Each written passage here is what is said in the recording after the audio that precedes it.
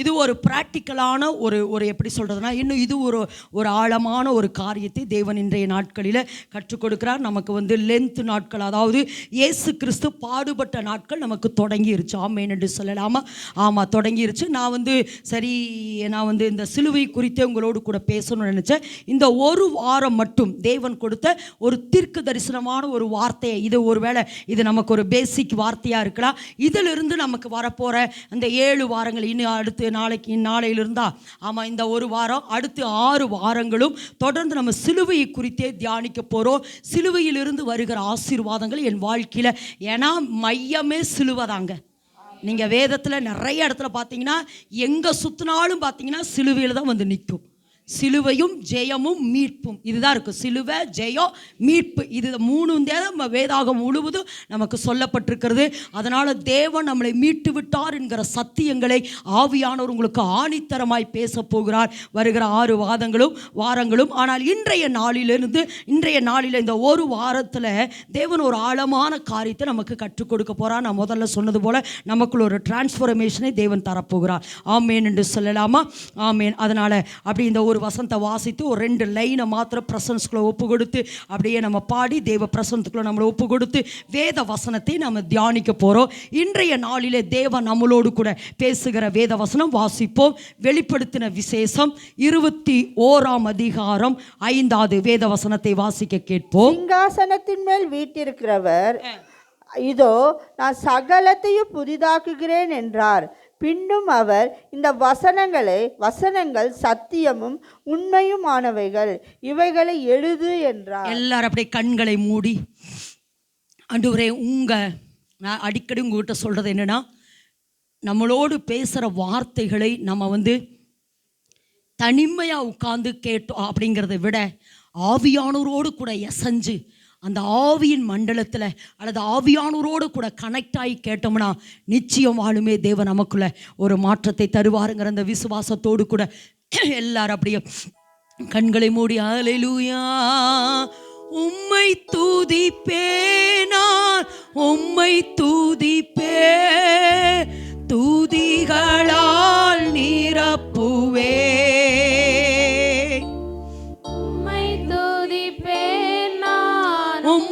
துதிப்பே துதிகளால் நிரப்புவே.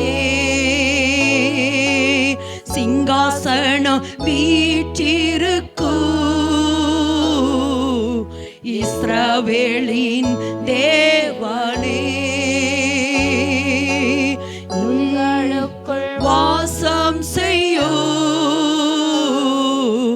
இஸ்ரவேலின் தேவனே. சகலமும் புதிதாகும், சகலமும் புதிதாகும், சகலமும் ஜெயமாகும்,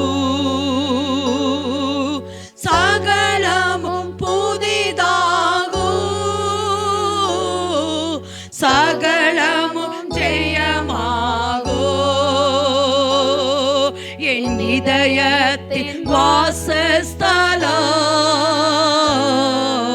துதிகளால் கொண்டாடு. என் இதயத்தின் வாசஸ்தலம் துதிகளால் கொண்டாடு. உம்மை துதிப்பே, உம்மை துதிப்பே, நான் உம்மை துதிப்பேன், துதிகளால் நிரப்புவே. உம்மை துதிப்பேன், நான் உம்மை துதிப்பேன், துதிகளால் நிரப்புவே. ஆவியானவர்கள் நடுவில் நிலை கொண்டிருக்கிறதுக்காய் நன்றி. எங்களோடு கூட பேசுகிற உங்கள் வார்த்தைகளுக்கு நன்றி. எங்களை நம்பி நீர் எங்களோடு கூட பேசுகிற அந்த வார்த்தைகளுக்கு நீர் எங்களை எவ்வளவாய் நேசிக்கிறீர், அல்லது எங்களை எவ்வளவாய் உயர்த்துறதுக்கு, எங்களை எவ்வளவாய் ஆசீர்வதிக்கிறதுக்கு, அநேகரை மீட்கும் பொருளாக அல்லது அநேகரை மீட்கிற ஒரு அபிஷேகத்தை எங்களுக்குள்ள வைக்கிறதற்காக நீர் எங்களை நம்பி எங்களுக்குள்ள இன்றைக்கு நீர் கொடுக்கிற ஆண்டவரே அப்பா, இந்த ஆண்டவரே, இந்த மறுரூபத்திற்காக நன்றியோடு கூட துதிக்கிற ஆண்டவரே. உங்கள் மறுரூபத்துக்கு எங்களை ஒப்பு கொடுக்குறோம். நீங்கள் பேசுங்க, நாங்கள் கேட்கிறோம். ஆவியானவர்கள் நடுவில் நிலை கொண்டிருக்க நாங்கள் ஜெபிக்கிறப்பா. எங்களோடு கூட பேசுவீராக. இதோ உம்முடைய வார்த்தைகளுக்கு நாங்கள் அடிமை என்று ஒப்பு கொடுக்கிறோம். இயேசு கிறிஸ்துவின் நாமத்தில் ஜெபிக்கிறோம் ஜீவனுள்ள நல்ல பிதாவே, ஆமேன் ஆமேன். மீண்டுமாய் அந்த வேத வசனத்தை வாசிக்க கேட்போம். சிங்காசனத்தின் மேல் வீற்றிருந்தவர் இதோ நான் சகலத்தையும் புதிதாக்குகிறேன் என்றார். பின்னும் அவர் இந்த வசனங்கள் சத்தியமும் உண்மையுமானவைகள், இவைகளை எழுது என்றார். ஆமென். இன்றைய நாளிலே தேவன் நம்மளோடு கூட பேசுகிற வேத வசனத்தினுடைய தலைப்பு சகலமும் புதிதாகும். சொல்லுங்க. ஆமா, இது ஒரு தீர்க்க தரிசனமான ஒரு வார்த்தை. அதனால நீங்க பேசணும். ஆமென் என்று சொல்லாமா? நீங்க பேசுற பொழுது என்ன நடக்கும்? ஆமா, கொஞ்சம் என்ன நடக்கும்? ஆமா, உங்க எல்லைக்குள்ள சிருஷ்டிக்கப்படும். சொல்லுங்க. ஆமா, நீங்க பேச பேச சொல்லுங்க. நீங்க பேச பேச ஆமா, சகலமும் என்னாகும்? சிருஷ்டிக்கப்படும். சகலமும் சொல்லுங்க. எல்லாரும் சொல்லுங்க. சகலமும் புதிதாகும். இதுவரைக்கும் கண்ட எகிப்தியனை இனி நீங்கள் காண மாட்டீர்கள்.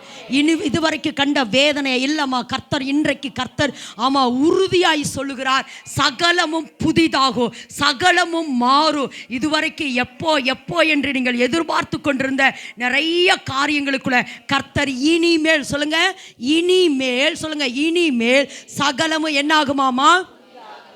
சகலமும் புதிதாகும். சிங்காசனத்தில் மேல் வீற்றிருக்கிறவர். ஏன்னா நீங்க துதிக்க துதிக்க எப்பெல்லாம் நீங்க துதிச்சிங்களோ அல்லது எப்பெல்லாம் இப்ப துதித்து கொண்டே, ஏன்னா எப்படி வார வாரம் கர்த்தரை துதித்து துதித்து துதித்து பாட பாட பாட சிங்காசனம் வந்துருச்சு. ஆமேன் என்று சொல்லாமா? தேவன் உங்களுக்குள்ள ஒரு சிங்காசனத்துக்குள்ள உட்கார்ந்து இருக்கிறத போல உட்கார்ந்து இருக்கிறபடினால இனி சகலமும் என்ன ஆகுமாமா? ஆமா ஆமா, சகலமும் புதிதாக போகிறபடினாலதான் இந்த சத்தியத்தை தேவன் நம்மளோடு கூட பேசுகிறார். ஆமென் என்று சொல்லலாமா? இன்னொரு வேத வசனத்தை வாசிப்போ. ஏசாயா தீர்க்கதரிசனத்தின் புத்தகம். ஆமா, சகலமும் புதிதாக வேண்டும் என்றால் என்ன நடக்கணும்? வாசிங்க பார்க்கலாம். ஏசாயா 43:18-19. முந்தினவைகளை நினைக்க வேண்டாம். நல்ல விளக்கமா, முந்தினவைகளை நினைக்க வேண்டாம். பூர்வமானவைகளை சிந்திக்க வேண்டாம். பூர்வமானவைகளை சிந்திக்க வேண்டாம்.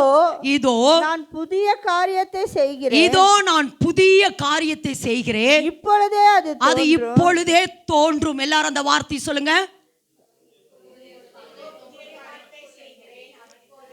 இப்பொழுதே தோன்றும். அந்த வார்த்தை திரும்ப சொல்லுங்க. இப்பொழுதே சொல்லுங்க. இப்பொழுதே, நாளைக்கல்ல சொல்லுங்க. நாளைக்கல்ல, அடுத்த வாரம் அல்ல, அடுத்த மாசம் அல்ல, இப்பொழுதே சொல்லுங்க. இப்பொழுதே, இப்பொழுதே யாருக்குள்ள தோன்று? எனக்குள்ள சொல்லுங்க. எனக்குள்ள, எனக்குள்ள அது இப்பொழுதே தோன்றும். ஆமா, கர்த்தர் புதிய காரியத்தை செய்கிறார். என்னவாமா? அது இப்பொழுதே. இது தீர்க்க தரிசனம். சொல்லுங்க. இது தீர்க்க தரிசனம். அது இப்பொழுதே எனக்கு தோன்றும், அது இப்பொழுதே எனக்கு வரும். நான் நம்பிக்கொண்டிருக்கிற காரியம், நான் எதிர்பார்த்து கொண்டிருக்கிற ஆசீர்வாதம், ஆமா, லட்சங்களும் கோடிகளும் சொந்த வீடுகளும் எனக்கு தேவையான எல்லாவற்றையும் நான் எதையெல்லாம் எதிர்பார்த்து கொண்டிருக்கிறேனோ அத்தனை காரியமும் இப்பொழுதே அது தோன்றும். என்னவாமா? நல்ல நல்ல விசுவாசத்தோட சொல்லுங்க. இப்பொழுதே சொல்லுங்க. வேதத்தில் வாசிக்கிறோம், வாசிக்க வேண்டாம். அதாவது ஆகாரை கர்த்தர் சொல்கிறாரு, நீ என்ன ஆபிரகாம்கிட்ட சொல்கிறாரு, ஆகாரை நீ என்ன செஞ்சிரு?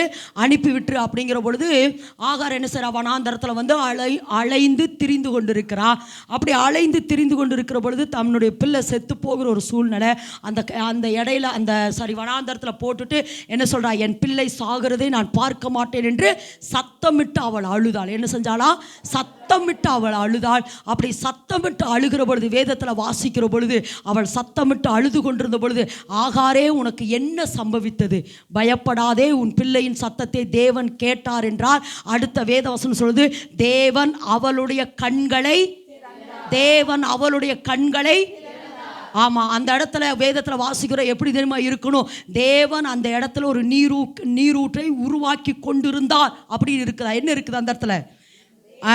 ஆமா, தேவன் அவளுடைய கண்களை திறந்தால் அவள் அந்த துறவை கண்டு போய் துருத்திலே தண்ணீரை நிரப்பி தன் பிள்ளைக்கு குடிக்க கொடுத்தாள். அப்ப நான் என்ன சொல்றேன்னா, தேவன் அவளுடைய கண்களை, அப்ப உங்க கண்களை எனக்கு திறக்க போறான். ஆமா, ஆமேன் என்று சொல்லுவோம். ஆமேன்னு சொல்லுவோம். அதாவது சுற்றி சுற்றி பார்த்தா ஒருவேளை ஆகார், ஒருவேளை எனக்கு அங்கிருந்து அற்புதம் வருமா, இங்கிருந்து அற்புதம் வருமா? இல்லை ஆகாரே, உன் பக்கத்தில் தான் அற்புதம் இருக்குது. எங்கே இருக்குது? ஆமா, தேவன் அவளுடைய கண்களை திறந்தார். அது வரைக்கும் அவளுக்கு அந்த துறவையும் பார்க்கல. ஒன்று, ரெண்டாவது இப்படியும் சொல்லலாம், இதை இப்படியும் சொல்லலாம். அந்த இடத்துல வந்து அவள் அழுவாள் என்பதை தேவன் அறிந்து அந்த இடத்துல ஏற்கனவே அவளுக்கு நீரூற்றை உண்டு பண்ணி வைத்திருந்தார்.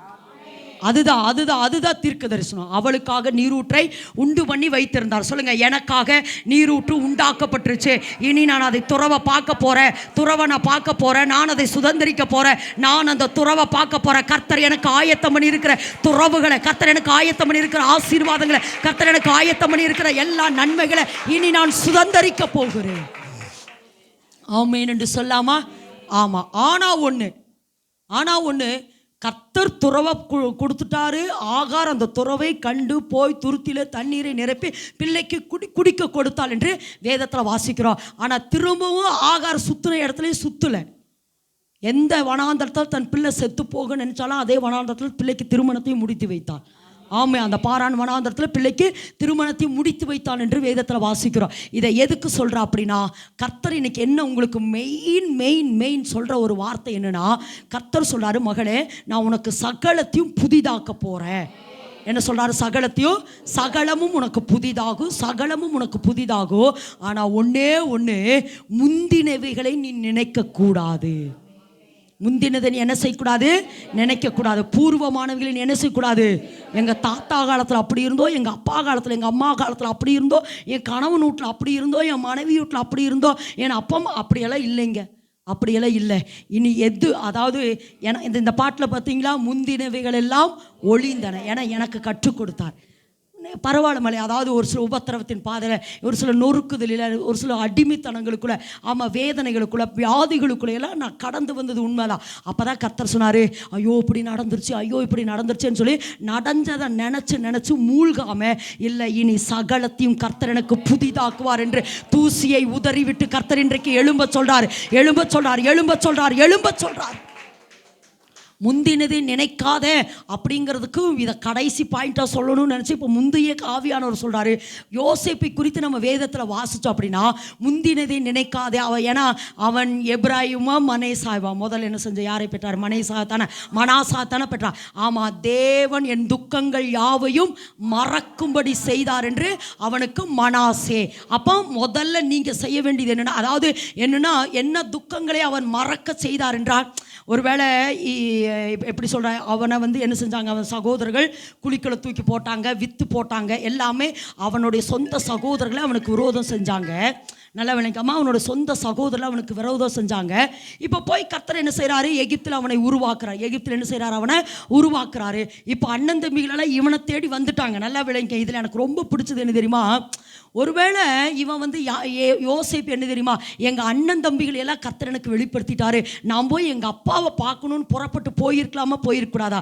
இல்லை, அவங்க தான் என்ன தேடி வரணும்னு தகப்பனையே தேட வந்து விட்டாருங்க. ஆமென் என்று சொல்லாம தகப்பன் அவனை தேடி வந்தாரு.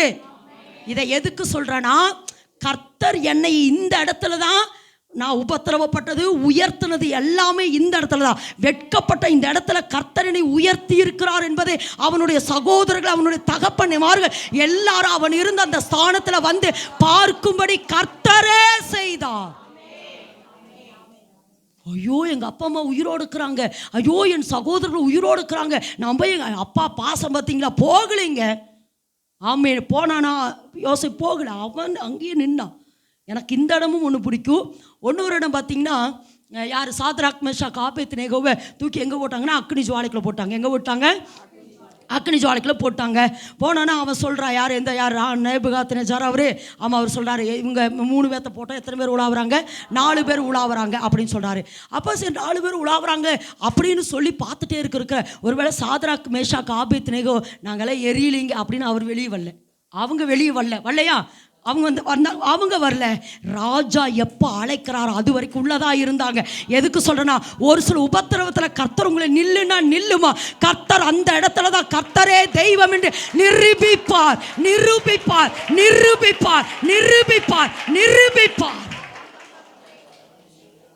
கர்த்தரே தெய்வம் என்று நிரூபிப்பார்.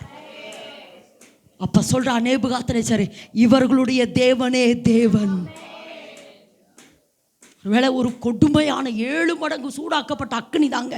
நீ நில்லுமா, நீ நில்லு, நீ நில்லுமா. சகலமும் புதிதாகும், சகலமும் புதிதாகும். அப்போ தான் யோசேப்பு என்ன செய்கிறார்? யோசேப்பு என்ன செய்கிறாங்க? யோசேப்பு இங்கே இருக்கிற எல்லாரும் இவரை பார்க்க வராங்க.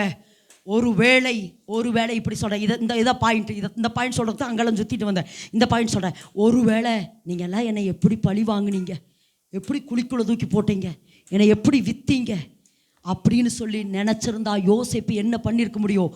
பழி வாங்கி இருக்க முடியும். அதை மறந்தான், முந்தினதை மறந்தான். கர்த்தர், நீங்கள் எனக்கு தீமை செய்ய நினைத்தீர்கள், கர்த்தரோ எனக்கு அதை நன்மையாய் முடிய பண்ணினார். இப்ப என்ன மாத்திரமல்ல, முழு தேசத்தை காப்பாற்றுகிறதுக்கு கர்த்தர் இந்த துக்கங்களை எல்லாம் அனுமதித்தார். இதையெல்லாம் நான் மறக்கிறேன். நான் ஒன்று சொல்கிறேம்மா, கசப்பை வளர்த்தீராதீங்கம்மா. இவங்க ஏன்னா அதை எனக்கு சொல்லி கொடுத்தனால சொல்ல. ஏன்னா இந்த உபத்திரவத்தின் பாதையில் ஒரு சிலர் நாள் ரொம்ப வேதனைப்பட்டேன், கொடுமைப்படுத்தப்பட்ட நுகங்கள், அப்படியே வேதனை, ரொம்ப கண்ணீர் வடிச்சு எத்தனையோ இரவுகள் அழுது இருக்கிறேன், எத்தனையோ இரவுகள் தனிமையில் உட்கார்ந்து போராடி இருக்கிறேன். இதெல்லாம் நான் போராடி கடைசியில் கர்த்தர் சொன்னார், இல்லை மகளே, சகலமும் உனக்கு புதிதாகும். ஆனால் முந்தினவைகள் எல்லாம் நீ மறக்கணும். இந்த கசப்புகளை வளர்த்தக்கூடாது, யாரு மேலே கசப்புகளோடு நீ இருக்கக்கூடாது. இது நமக்கு தேவைம்மா, இது நமக்கு வேண்டாமா? யாரு, நான் உங்களுக்கு சொல்கிறேம்மா, பழி வாங்குதல் யாருக்குரியது? கர்த்தருக்குரியது. அதுக்காக நீ அவங்களோட போய் ஒட்டி உறவாடிட்டு உரசிட்டாலும் இருங்கன்னு சொல்ல வரல. நான் அடிக்கடி எங்கள் பிள்ளைகிட்ட சொல்லுவேன், பாலை தயிராக்கலாம், தயிரை பாழாக்க முடியாது. ஒரு சில மனிதர்களை திருத்தவே முடியாது, விட்டுருங்க. ஆனால் அவங்க மேலே கசப்பாகவும் இருக்காதீங்க.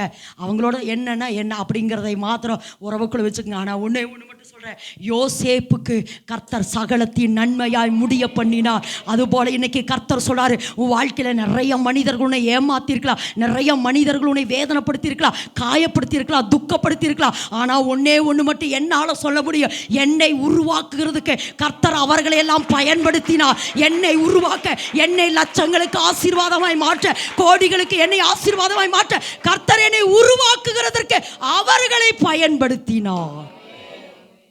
ஆமென் என்று சொல்லலாமா? அதனால நீங்கள் என்னென்ன அவர்களை பயன்படுத்தினாரு. அதனால நீ என்ன செய்யணும்?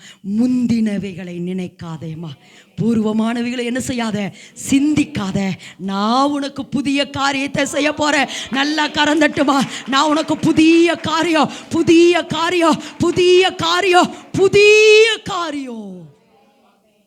கர்த்தர் சொல்றாரு, சகலமும் புதிதாக. இந்த பாயிண்ட் தான் வர, சகலமும் புதிதாகும் மகளே. ஆனால் முந்தினவைகளை நீ என்ன செய்யாத, நினைக்காத. பூர்வமானவைகளை நீ என்ன செய்யாத, சிந்திக்காத. அவங்க அப்படி பேசிட்டாங்களே, என்னை இப்படி பண்ணிட்டாங்களே, இவங்களால இவ்வளவு நஷ்டம் வந்துருச்சு, இவ்வளவு காயம் வந்துருச்சு, இவ்வளவு உபத்திரம் வந்துருச்சு, இவ்வளவு வேதனை வந்துருச்சு அப்படின்னு யாரையும் பிளேம் பண்ணி கர்த்தருக்கு முன்பாக அவங்கள குற்றம் சாட்டாதீங்க. இல்லை ஆண்டவரே, இந்த பிரச்சனை எல்லாம் என் வாழ்க்கையில தீமைகளை எல்லாம் நன்மையாய் நீர் எனக்கு முடிய பண்ணினீர். யோசேப்பு சொல்றானே, அநேகரை உயிரோடு கூட காக்கிறதற்காக கர்த்தர் இந்த பாதையை அனுமதித்தார். அதனால உங்களுக்கு சொல்ற ஒரே ஒரு வார்த்தை, முந்தினவைகளை நினைக்காத அப்படின்னா அந்த உபத்திரவத்தை நினைக்கிறதுக்குங்கிறத விட முந்தின அந்த கிரியைகளை அல்லது மனிதர்களை நினச்சி அவங்கள பகைக்காதீங்க, அவங்கள என்ன செய்யாதீங்க, அவங்கள பகைக்காதீங்க, அவங்கள ஒதுக்காதீங்க, அவங்கள நீங்கள் நேசிக்கணும். அதாவது பரலோகத்தினுடைய பெரிய திட்டமே அன்பு மட்டும்தாமா. தேவன் தம்முடைய ஒரே பேரான குமாரன் விசுவாசிக்கிறவன் எவனவன் கெட்டு போக நித்திய ஜீவனை அடையும்படி அவரை தந்து இவ்வளதாய் உலகத்தின் மேல் அன்பு கூர்ந்தார். கிறிஸ்துவினுடைய முதல் சாயலை என்னதா? நல்லா அன்பா சொல்லுங்க பார்க்கலாம். கிறிஸ்துவனுடைய முதல் சாயலை அன்பு தாமா. அதனால அது யாராக இருந்தாலும் சரி, நீங்கள் நேசிச்சிருங்க. அப்போ இன்னைக்கு கர்த்தர் உங்களுக்கு சொல்கிற வார்த்தை என்ன அப்படின்னு சொன்னால், கர்த்தர் இன்றைக்கு உங்களுக்கு சொல்கிற வார்த்தை என்னன்னா, சகலமும் என்னாகும்? புதிதாகும். அப்போ சகலமும் உனக்கு புதிதாகும் மகளே. ஆமாம், முந்தினதை நினைக்காதே, பூர்வமானவைகளை என்ன செய்யாத, சிந்திக்காதே. இதோ நான் புதிய காரியத்தை செய்கிறேன், அது நல்லா சொல்லுங்க, அது நல்லா சத்தமாக சொல்லுங்க, அது இன்னும் அந்த உயிர் வரலையா? உயிரோட சொல்லுங்க பார்க்கலாம். உயிரோட இருக்கிறீங்கம்மா. சொல்லுங்க. ஆமா, இன்னும் சத்தமா உயிரோடு சொல்லுங்க பார்க்கலாம். அது இப்பொழுதே தோன்றும். இது உங்களுக்குள்ள தோன்றுமா? இப்ப தோன்றும், இப்ப தோன்று. இந்த டிரான்ஸ்ஃபர்மேஷனை கர்த்தர் இப்போ உங்களுக்கு தருவார். ஆமென்னு சொல்ல, இந்த மறுரூபத்தை உங்க ஆவியில, உங்க ஆத்மா, உங்க சரீரத்துக்குள்ள தேவன் இப்போ ஒரு மறுரூபத்தை தரப்போகிறார். ஆமென் என்று சொல்லாமா? திரும்ப சொல்லுங்க, சகலமும் புதிதாக. அடுத்து மறுபடியும் அந்த 43 ஏசாயா 43:19 வாசிங்க வேகமா. இதோ நான் புதிய காரியத்தை செய்கிறேன், இப்பொழுதே அது தோன்றும், நீங்கள் அதை அறியீர்களா? நான் வனாந்தரத்தை வழியையும் அவாந்தர வெளியிலே ஆறுகளையும் உண்டாக்குவேன். அது இப்பொழுதே தோன்றும். சொல்லுங்க எல்லாரும். அது இப்பொழுதே. முந்தினதை நினைக்க வேண்டாம், பூர்வமானங்களை சிந்திக்க வேண்டாம். என்ன செய்ய போறாராமா? நல்லா சொல்லுங்க. நல்லா திரும்ப என்ன பேச வைக்காதீங்க, கொஞ்சம் தொண்டை வலிக்குது. சொல்லுங்க, புதிய காரியம். சொல்லுங்க, என்ன செய்ய போறாரா? புதிய காரியத்தை. சகலமும் உங்களுக்கு என்ன ஆகும்? புதிதாக. நல்லா சொல்லுங்க, சகலமும் உங்களுக்கு என்ன ஆகும்? புதிதாக. ஓகே, இதுதான் ஹெட். சொல்லுங்க, இதுதான் இன்னைக்கு கர்த்தர் உங்களுக்குள்ள வைக்க போகிறதான வார்த்தை, தீர்க்கதரிசன வார்த்தை. சரி, அப்போ நான் திரும்ப சொல்றேன், உங்களுக்கு சகலமும் புதிதாகணும்னா நீங்க எதை நினைக்க கூடாது? பூர்வமானவைகளை சிந்திக்க கூடாது. பழி வாங்குற எண்ணம், கசப்பு உணர்வுகள், இதெல்லாம் இருக்கக்கூடாதுங்க. இதெல்லாம் இல்லாமல் இருந்தால் தான் கர்த்தர் உங்களுக்கு புதிய காரியத்தை செய்வார். ஓகே, மெயினா இன்னைக்கு கர்த்தர் உங்களுக்கு எதை புதிதாகணும்னு விரும்புகிறாரு? ஒருவேளை இது ஒருவேளை எனக்குள்ளே இல்லாமல் இருக்கலாம், ஒருவேளை உங்களுக்குள்ளேயும் இல்லாமல் இருக்கலாம். ஆனால் இன்னையிலிருந்து இதை நீங்கள் ப்ராக்டிஸ் பண்ணணும். ஆமென் என்று சொல்லாமல் முதல்ல உங்களுக்கு எது புதிதாகணும், அதை குறித்து தான் இன்றைக்கு தேவன் உங்களோடு கூட பேச போகிறார். எது உங்களுக்குள்ள புதிதாகணும் வாசிப்போம். அப்போஸ்தலனாகிய பவுல் ரோமருக்கு எழுதின நிருபம் 12ஆம் அதிகாரம் 1-2 வாசிங்க. 1-2 வேகமா. சகோதரரே, நீங்கள் உங்கள் சரீரங்களை பரிசுத்தமும் தேவனுக்கு பிரியமுமான ஜீவ பலியாக ஒப்பு கொடுக்க வேண்டும் என்று தேவனுடைய இரக்கங்களை முன்னிட்டு உங்களை வேண்டிக் கொள்கிறேன். இதுவே நீங்கள் செய்யத்தக்க புத்தியுள்ள ஆராதனை.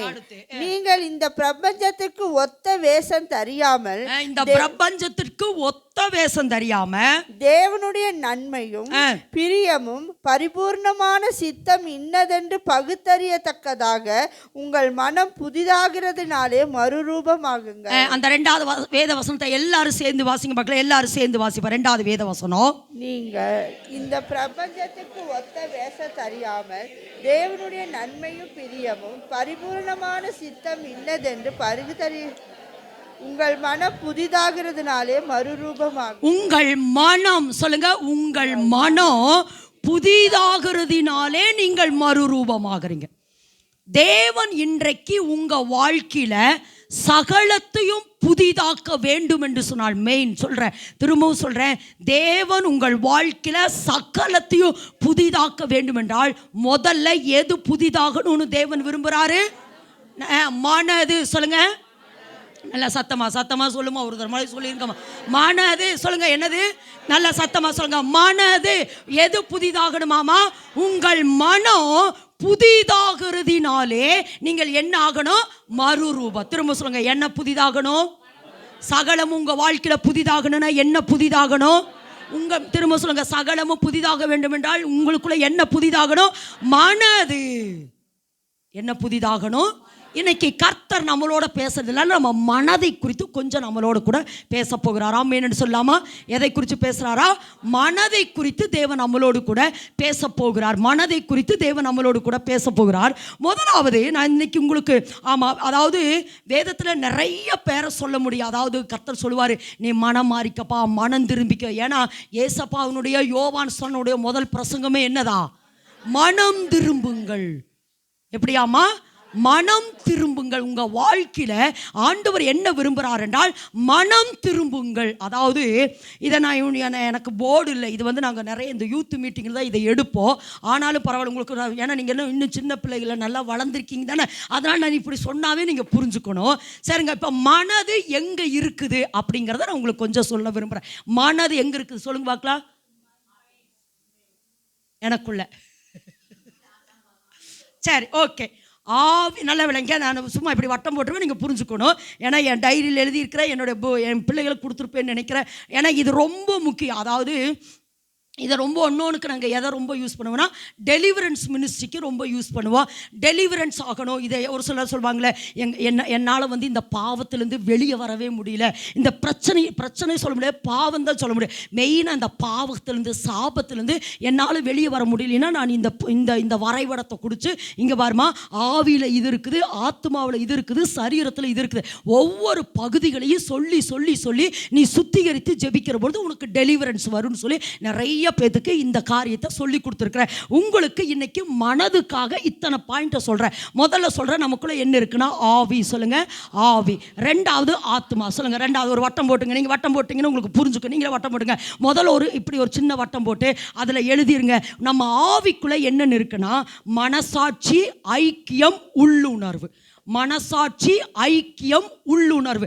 மனசாட்சி இருக்குதான்னு கேட்குறோம்ல, அந்த மாதிரி அந்த மனசாட்சி எதுக்குள்ள தான் இருக்குன்னா ஆவிக்குள்ள இருக்குது. அடுத்து ஐக்கியம் அப்படின்னா ஆவியானவரோடு கூட ஐக்கியம் பண்ணுறது எது அப்படின்னா அந்த ஆவியானவரோடு கூட ஐக்கியம் பண்ணுறதுக்கு அந்த ஆவியானவர் கிரியை செய்கிறதா ஆவி, நம்மளுடைய ஆவி. அப்போ என்னென்ன உள்ள இருக்கு? மனசாட்சி, ஐக்கியம், உள்ளுணர்வு ஆவியில் இருக்கு. அடுத்து ஆத்துமா. ரெண்டாவது என்ன இருக்குது? ஆத்துமாவில் என்னென்ன இருக்குன்னா மனம், அறிவு, சிந்தை, சித்தம், நினைவு, உணர்ச்சி. இதெல்லாம் உள்ளடக்கியதான் ஆத்துமா. இன்னொரு சொல்லிட்டா, இன்னொரு முறை. ஆத்துமாவில் மனம், அறிவு, சிந்தை, சித்தம், நினைவு, உணர்ச்சி, இருதயம். அதாவது நீங்கள் வந்து உங்கள் கணவன்மார்கள் உங்கள் பிள்ளைகளுக்காக ஜெபிக்கிற பொழுது இதெல்லாம் சொல்லி ஜெபிக்கணும். இதெல்லாம் சொல்லி ஜெபிக்கணும். ஆண்டவரே, என்னுடைய மகனுடைய மனது, அறிவு, சிந்தை, சித்தம், உணர்ச்சி, ஆண்டவரே இருதயம், இதுக்குள்ள எல்லாம் இயேசு கிறிஸ்துடைய கல்வாரி ரத்தத்தை பூசுறேன்னு சொல்லணும். அப்படின்னு நீங்கள் சொல்கிற பொழுது அது விடுதலையாகும். ஆமேன்னு சொல்லாமல் அடுத்து மூணாவது என்ன இருக்குது? வெளியில் சரீரம். உங்களுக்கு சரீரத்தில் என்ன இருக்குதுன்னு தெரியும், நான் சொல்ல வேண்டிய அவசியம் இல்லை. 2 கண் இருக்குது, ஒரு மூக்கு இருக்குது, ஒரு வாய் இருக்குது, 2 காது இருக்குது. இதெல்லாம் எது இருக்குது? சரீரத்தில். ஆனால் ஒரு மனுஷனுடைய முழு விடுதலைக்கு இத்தனையும் நம்ம ரத்தத்தை பூசி ஜெபிக்க ஜெபிக்க ஜெபிக்க. ஒருவேளை உங்கள் கணவன்மாராக இருக்கலாம், உங்கள் பிள்ளையாக இருக்கலாம், நீங்கள் அவங்களுக்கு ஜெபிச்சிங்கன்னா கர்த்தர் விடுதலை தருவார். ஓகேவாமா? சரி, இப்போ சொல்கிறேன். இப்போ திரும்ப பாயிண்ட்டுக்குள்ளே வரல. மனம் எங்கே இருக்குது? எதுக்குள்ளே இருக்குது?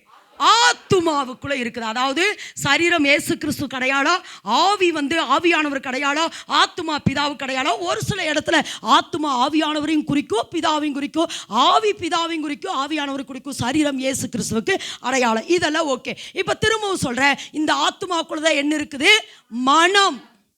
மனம் அப்படிங்கிறத இன்னும் சொல்லணும் மைண்ட். சொல்லுங்க, என்னது? மனதுக்கு இன்னொரு பெயர் என்னது? மைண்டு. மனதுக்கு இன்னொரு பெயர் என்னது? மைண்டு. Okay okay. அப்போ இப்போ கர்த்தர் என்ன சொல்றாருன்னா, உன் வாழ்க்கையில சகலமும் புதிதாக வேண்டும் என்றால் உங்கள் மனம், நல்லா சொல்லுங்க, உங்கள் மனம் புதிதாகணும். உங்களுடைய மனம் புதிதாக. இன்னைக்கு உங்களுக்கு என்ன எது புதிதாக? முதல்ல உங்கள் மைண்டு. மனம்னாலும் கூட உங்களுக்கு புரியாது என்னது, ஏன்னா நம்மளை கொஞ்சம் இங்கிலீஷில் தான் பேசுவோம், அதனால மைண்டு அப்படின்னா நல்லா புரிஞ்சுக்குவோம். உங்கள் மைண்டு. சொல்லுங்கள், என்னது? திரும்ப சொல்லுங்கள், உங்களுடைய. திரும்ப சொல்லுங்கள், உங்களுடைய. இப்போ நீங்கள் இப்படியே உட்கார்ந்துருப்பீங்க, உங்கள் மைண்டு சொல்லு, கொஞ்சம் இப்படி திரும்பி பாரு அப்படின்னு சொன்ன உடனே உங்கள் கழுத்து இப்படி திரும்ப பாருங்க. அப்படியே உட்கார்ந்துருப்பீங்க, உங்கள் மைண்டு சொல்ல அந்த பொருளை எடு அப்படின்னு கை இப்படி நீட்டுமா. உண்மையா? அப்புறம் அவங்க என்னமோ சொல்கிறாங்க கேளு அப்படின்னு உங்கள் காதை அங்கே திறக்கும் பாருங்க. இல்லை, இதெல்லாம் எதுக்கு சொல்கிறேன்னா, அப்போ மைண்டு என்ன கமாண்ட் பண்ணுதோ அல்லது மைண்டு எதை கட்டளையிடுகிறதோ அது முழு சரீரமும் அதுக்கு கீழ்ப்படுகிறது. ஓகேவாமா? அப்போ எது மாறணும்? மைண்டு. சொல்லுங்க, எது மாறணும்? உங்கள் மைண்ட் அல்லது மனம் மாறணும். ஆமென் என்று சொல்லலாமா?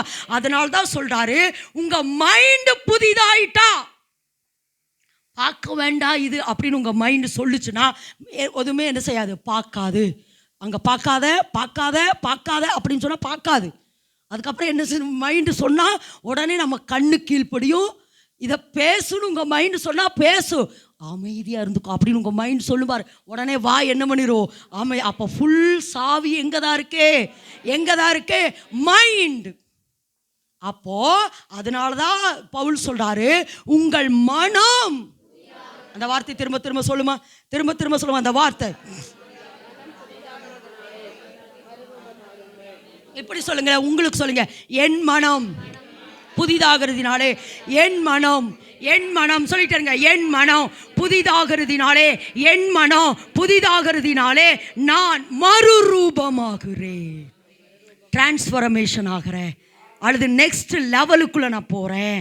அப்ப என் மனம் புதிதாகிறதுனாலே, வேதத்தில் நிறைய பேர் அந்த மனம் மாறுதலை தேவன் சொல்லி ஒரு மனுஷன் வாசிங்க, எபிரேயரின் புத்தகம் 12ஆம் அதிகாரம் 16-17 வாசிங்க. எபிரேயர் 12:16-17. ஒருவனும் வேசி கல்லனாகவும் ஒருவேளை போஜனத்துக்காக தன் சேஷ்ட புத்திர பாகத்தை விற்று போட்ட ஏசாவை போல சீர்கெட்டவனாகவும் இராதபடிக்கும் எச்சரிக்கையாயிருங்கள். ஏனென்றால் பிற்பாடு அவன் ஆசீர்வாதத்தை சுதந்தரித்துக் கொள்ள விரும்பியும் ஆகாதவன் என்று தள்ளப்பட்டதை அறிவீர்கள். அவன் கண்ணீர் விட்டு கவலையோட தேடியும் மனம் மாறுதலை காணாமல் போனாள். யார் அது? ஏசா. அவ்வளவுதான். அதாவது ஒரு சிலருக்கு சொல்றேன், என்ன சொன்னாலும் கேட்டுக்கு வாங்க. என்ன சொல்லுவாங்க? கேட்டுக்கு வாங்க. ஆனா என்ன செய்ய மாட்டாங்க? கீழ்ப்படிய மாட்டாங்க. அதுதான் மனம் மாறுதல். இல்லை, ஏசாட்ட எத்தனையோ முறை கர்த்தர் ஒருவேளை சொல்லி இருக்க முடியும்.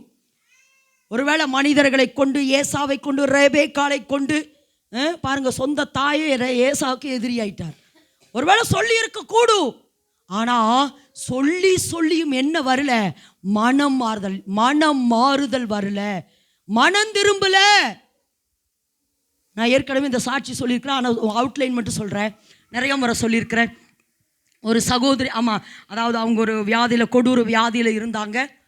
அப்போது நான் அவங்களுக்கு ஜெபித்த பொழுது கர்த்தர் நிறைய காரியத்தை சொன்னார். மெயினாக அவங்கள ஊழியத்துக்காக அவங்கள கூப்பிட்டுட்டே இருந்தார். நீ வரணும் மகளே. அப்போ ஆண்டவர் சொன்னார்ல, 7 முறை அந்த சகோதரி ஊழியத்துக்கு கூப்பிட்டார். வந்துரும் மகளே, வந்துருன்னு. ஆரம்பத்தில் அவங்க ஒப்பு கொடுத்ததா உண்மைதான். ஆனால் பணம் பார்க்க ஆரம்பித்த உடனே ஏசப்பாட்டையே சொல்லிட்டாங்க, ஆண்டவரே நான் வரல, வேணா நான் எதை கொடுக்குறேன்? என் பணத்தை வேணா கொடுக்குறேன் ஆண்டவரே. ஏசப்பா சொன்னார், இல்லை மகளே, நீ தான் எனக்கு வேணும், உன் பணம் எனக்கு வேணாம், நீ தான் எனக்கு வேணும்னு சொல்லி ஆண்டவர் நிறைய முறை அவங்களை என்ன செஞ்சார்? ஊழியத்துக்கு கூப்பிட்டாரு. அவங்க ஒப்பு கொடுக்காதபடினால்தான் அந்த கொடூரமான அந்த வியாதி உங்களுக்கு சொல்லியிருக்கிற. அதனால் நான் மறுபடியும் எக்ஸ்பிளைன் பண்ண விரும்பலை. அப்போ அந்த கொடூரமான வியாதிக்குள்ளே போனாங்க. அதுக்கப்புறம் தான் நம்மகிட்ட ஆஃபீஸ்க்கு வந்தாங்க. அவங்களுக்காக ஜோமுன்னா கர்த்தர் அந்த கொடூர கேன்சர் வியாதியிலேருந்து கர்த்தர் அவங்களை என்ன செஞ்சார்? விடுதலை பண்ணார், ஹீல் பண்ணார். அப்போ திரும்ப கடைசியாக நான் அவங்கக்கிட்ட பேசிட்டு இருந்துட்டு நான் கடைசியாக அவங்ககிட்ட சொன்னேன், சிஸ்டர் இப்போவும் சொல்கிறேன், நீங்கள் ஊழியத்துக்கு உங்களை ஒப்பு கொடுக்கணும். ஃபர்ஸ்ட் நாள் ஓகேன்ட்டாங்க. 2வது முறை போய் கேட்குறேன். அப்பவும் அவங்க என்ன தெரியுமா சொன்னாங்க? எங்கிட்ட சொன்னாலும் பரவாயில்ல, அவங்க சொந்த அக்காகிட்டையோ அக்கா வீட்டுக்கார்ட்டையும் சொன்ன வார்த்தை இதுதான், எனக்கு இப்போவும் முழுசாக ஊழியத்துக்கு வர பிடிக்கல, வேணா நான் ஊழியத்துக்கு என்ன செய்கிறேன்? அமௌண்ட் கொடுக்குறேன். அந்த கடைசி வரைக்கும் அவங்க வார்த்தை, ஊழியத்துக்கு பணம் கொடுக்குறேன், நான் வரல, ஊழியத்துக்கு பணம் கொடுக்குறேன், நான் வரல. இதை மட்டும்தான் அவங்க சொன்னாங்க. ஆனால் கர்த்தர் சொல்கிறேன், இல்லை மேலே நீ தான் எனக்கு வேணும்னு. கடைசியில் என்ன செய்யலை? மனம் மாறுதல் இல்லாமல் அவங்க பாதி வயதில் என்ன செஞ்சாங்க? இறந்துட்டாங்க. இதை நான் உங்களுக்கு ஏற்கனவே சொல்லியிருக்கிறேன். இதை எதுக்கு சொல்கிறேன்னா, மனம் மாறுதலை அவர்கள் அடையாமல் போனாங்க. ஏன் இன்னும் சிறையிருப்பு? ஏன் இன்னும் வேதனை? ஏன் இன்னும் துக்கம்? அவங்களுக்குள்ள இன்னும் என்ன வரல? மனமாற்றம் வரல. கர்த்தர் என்ன விரும்புகிறார்? அதனால தான் இந்த இடத்துல வாசிக்கிறோம், தேவனுடைய நன்மையும் பிரியமும் பரிபூர்ணமான சித்தம் இன்னதென்று பகுத்தறியத்தக்கதாய் உங்கள் மனம் புதிதாகிறதினாலே நீங்கள் மறுரூபமாகுங்கள். அப்போ தேவ சித்தம், உங்கள் மனம் புதிதாயிருச்சுன்னா, இதுதான் இன்னைக்கு மெயினாக உங்களுக்கு சொல்கிறேன். உங்கள் மனம் புதிதாயிருச்சுன்னா, தேவன் என்னை எதற்காய் அழைத்தார், தேவன் என்னை எதற்காய் பிடித்து கொண்டார், தேவன் என் மேலே என்ன திட்டம் வச்சிருக்கிறார், தேவன் என் மேலே என்ன தீர்க்க தரிசனம் வச்சிருக்கிறார் என்று உங்களால் விளங்கி கொள்ள முடியும். ஆமாம், என்னட்ட கர்த்தர் இதுதான் மகளே, இதுதான், இப்படிதான், இதுக்கு தான் உன்னை அழைச்ச, இதுக்கு தான் உன்னை தெரிந்து கொண்ட அப்படின்னு சொல்லி எத்தனையோ முறை கர்த்தர் ஒரு முறை இல்லை, திரும்ப திரும்ப திரும்ப சொன்னதுனால தான். அதாவது ஒரு சில அனுபவத்தில் சொல்கிறேன், ஒரு சில உபத்திரவம் தொடங்குகிற பொழுதே, நல்லா விளக்கமா, ஒரு சில உபத்திரவம் தொடங்குற பொழுது அது முடிவு எப்படி இருக்குன்னு சொல்லிடுவார். அந்த முடிவு தீர்க்க தரிசனமாக உங்களுக்கு சொல்லிடுவார். தீர்க்க தரிசனமாய் சொல்லிட்டு தான் அந்த பாதையிலேயே நடத்துவார் உங்களை. அப்படி எனக்கு சொன்னனால தான் இவ்வளவு கான்ஃபிடென்ட்டாக என்னால் நிற்க முடியுது. இதுதான் நடக்கும் மகளே, இதுதான் நடக்கும், இப்படி தான் நடக்கும், இந்த பாதை உனக்கு இருக்கு, இதை நீ ஜெயங்கொள்ளுவ, இப்படி தான் மாறுன்னு சொன்னனால தான். எதுக்கு இதை சொல்கிறேன்னா, முடிவு இப்படி தான் மகளே இருக்குன்னு கர்த்தர் அதாவது என்னை குறித்த தேவனுடைய சித்தம் இன்னதென்று நான் விளங்கி கொண்டபடியினால தான் இவ்வளவு ஸ்ட்ராங்காக நிற்க முடியுது. ஆமேன் என்று சொல்லலாமா? ஆமை, கான்ஃபிடென்ட்டாக இதுதான் மகளே நடக்கும் அப்படின்னு தேவனுடைய பரிபூர்ணமான சித்தம் இன்னதென்று பகுத்தறியத்தக்கதா என் மனம் புதிதாகி இருக்கிறபடியினாலதான் இந்த பாதையில் ஓட முடியுது. ஆமேன் என்று சொல்லலாமா? எதுக்கு இதை சொல்கிறேன்னா, பாருங்கள், வாரம் இப்படி பிரசங்கம் பண்ணி, அதாவது எதுக்கு இதை சொல்கிறேன் அப்படின்னா, இந்த பலகீனத்துக்கு இடையிலையும் கர்த்தர் இந்த பாதையில் நடத்துகிறார் அப்படின்னு சொன்னால் என்னை குறித்த திட்டம் என்னன்னு எனக்கு நல்லா தெரியும். ஆமேன் என்று சொல்லலாமா? அப்போ இன்னைக்கு கர்த்தர் என்ன சொல்கிறார்னா, உங்களை குறித்த தேவ சித்தம் என்ன அப்படிங்கிறத எப்போதான் உங்களால் விளங்கி கொள்ள முடியும்னா, உங்கள் மைண்டு புதிதாகிற பொழுது. என்ன ஆகிற பொழுது? திரும்ப சொல்லுங்க, உங்க மைண்டு புதிதாகிற பொழுது. திரும்ப சொல்லுங்க, உங்கள் மனம் புதிதாகிறபடினாலே நீங்க என்ன ஆகணும்? என்ன ஆகணும்? என்ன ஆகணும்? உங்கள் மனம் புதிதாகிறபடினாலே நீங்கள் மறுரூபம். ஓகேவாமா? உங்கள் மைண்ட் எங்கே இருக்குன்னு தெரிஞ்சிச்சா உங்களுக்கு? சரி, இந்த மைண்டில் தான் எல்லாமே இருக்குது. ஒரு சில வேத வசனத்தை சொல்கிற, வேகமாக வாசிக்கணும். ஆதியாகமம் 34:3 வார்த்தை வேகமாக எடுத்து வச்சுக்கோங்கம்மா. 34:3 அவனுடைய மனம் யாக்கோபின் குமாரத்தியாகிய தீனாளின் மேல் பற்றுதலாய் இருந்தது. அவன் அந்த பெண்ணை நேசித்து அந்த பெண்ணின் மனதுக்கு இன்பமாய். நல்லா விளங்கிங்க. மனதுல இப்ப என்ன இருக்குது? அதாவது இந்த மனதுக்குள்ளதான் எல்லாமே இருக்குதுங்கிறதுக்காக இத சொல்றேன். இந்த மைண்ட், இந்த மனதுக்குள்ளதான் எல்லாமே இருக்குது. இந்த மனதுல என்ன இருக்குதாமா? இன்பம் இருக்குது. சொல்லுங்க, இந்த மனதுல என்ன இருக்குது? இன்பம் இருக்குது.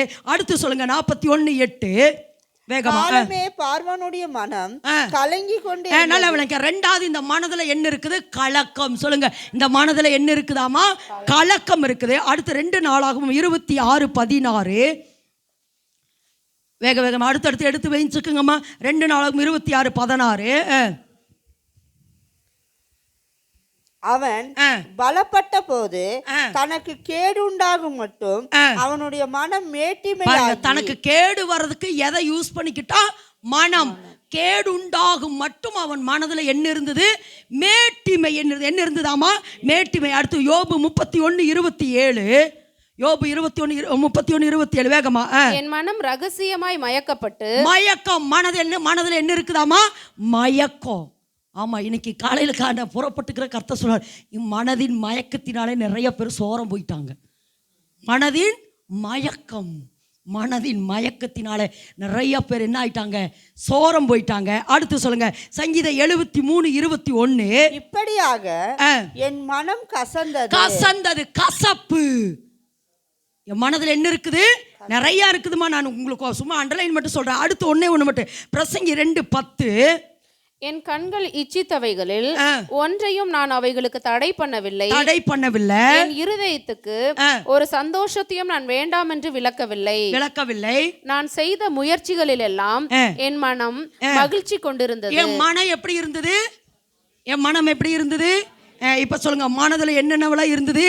இன்பம் இருந்தது, கலக்கம் இருந்தது, மேட்டிமை இருந்தது, மயக்கம் இருந்தது, கசப்பு இருந்தது, மகிழ்ச்சி. எல்லாமே இருக்கா? மனதுக்குள்ள எல்லாமே வந்து எல்லாமே இங்கே தான். அப்போ இங்கே தான் ஸ்டோரேஜ். இங்கே தான் என்ன ஆகுது? ஸ்டோரேஜ். இதனால தான் சொல்கிறார், உன் மனம் புதிதாகணும்.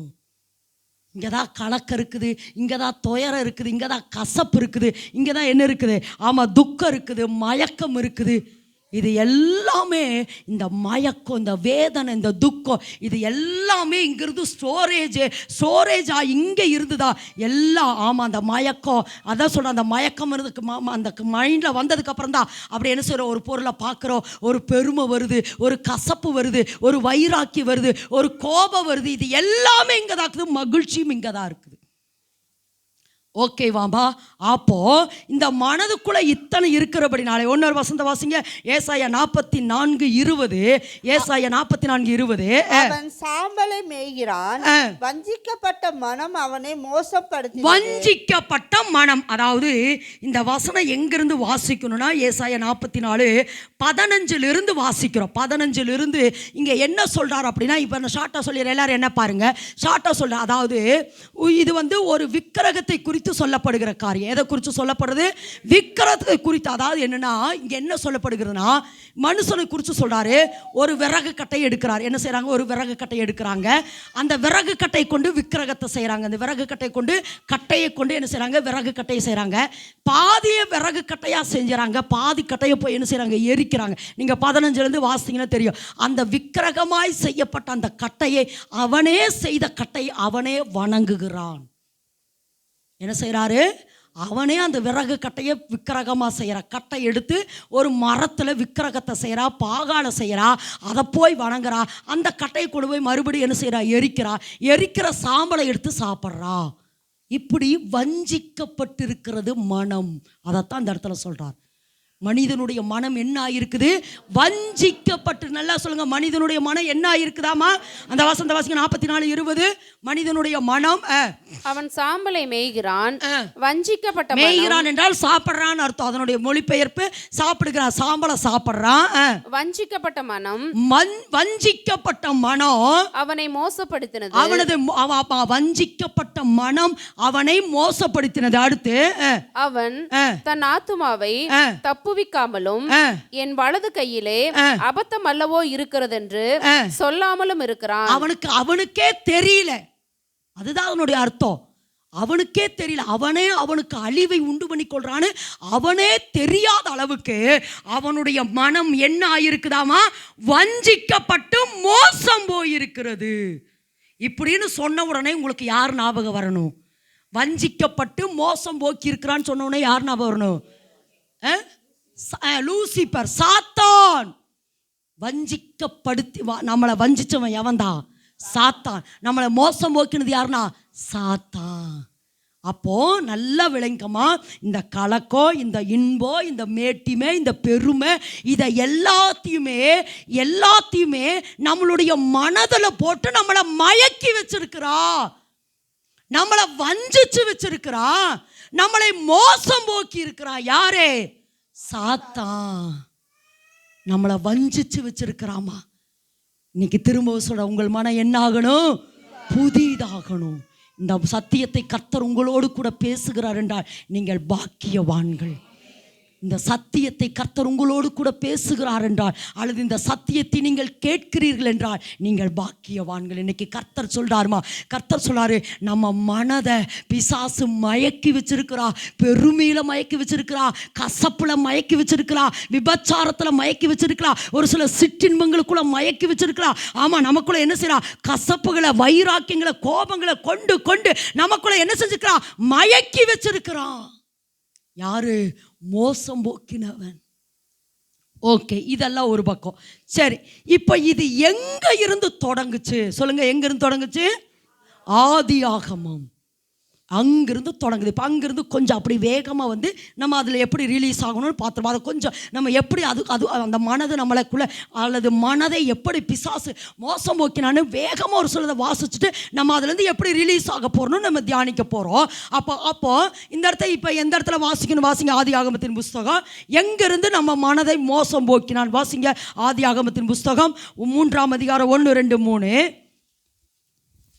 வேகமா.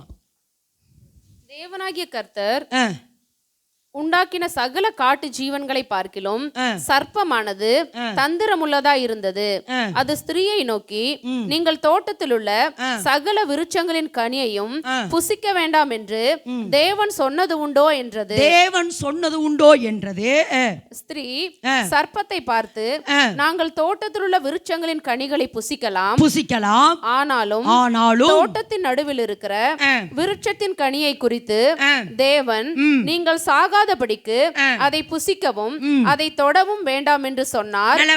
நீங்கள் தேவன் சொன்னது என்னது? நீங்கள் சாகாதபடிக்கு அதை புசிக்கவும் தொடவும் வேண்டாம் என்று சொன்னார். அடுத்த வசனம். அப்பொழுது சர்ப்பம் ஸ்திரீயை நோக்கி நீங்கள் நல்ல விளங்க தேவன் என்ன சொன்னாராமா? நீங்கள் சாகவே சாவீர்கள். இந்த பழத்தை புசிச்சீங்கன்னா நீங்க சாகவே சாவீர்கள் என்று யார் சொன்னா? தேவன் சொன்னா. பிசாசு எதிர்க்கவன் கொடுக்குறான் பாருங்க. என்ன சொல்றான்? நீங்கள் சாவதில்லை. அடுத்து நீங்கள் இதை புசிக்கும் நாளிலே உங்கள் கண்கள் திறக்கப்படும் என்றும் நீங்கள் நன்மை தீமை அறிந்தே தேவர்களைப் போல இருப்பீர்கள் என்றும் தேவன் அறிவார். இப்ப எல்லாரும் என்ன கவனிங்க? இப்ப என்னன்னா தேவன் என்ன சொல்றாரு? இந்த கனியை புசிச்சா நீங்க என்ன ஆயிருவீங்க?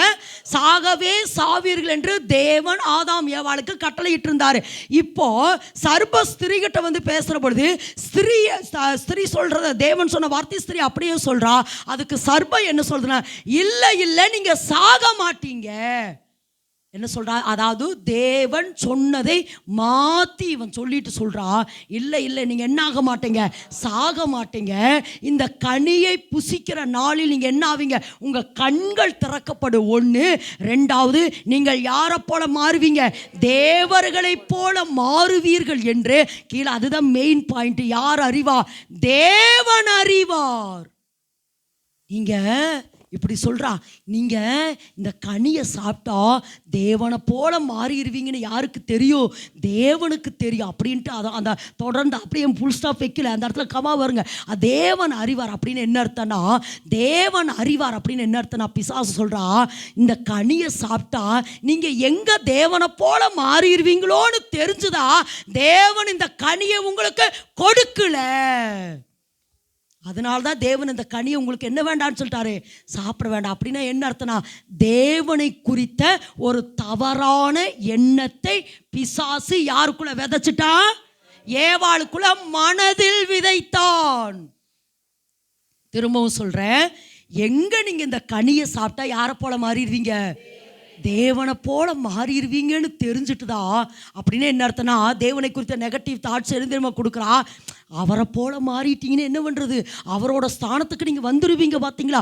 அவரோட இடத்துக்கு நீங்க வந்துருவீங்க. நீங்களும் தேவர்களை போல மாறி விடுவீர்கள் என்பதை தேவன் அறிந்துதா இந்த கனியை உங்களுக்கு சாப்பிட வேண்டாம்னு சொன்னார்னு சொல்லி தேவனை குறித்த தவறான எண்ணத்தை மனதில் விதைக்கிறான்.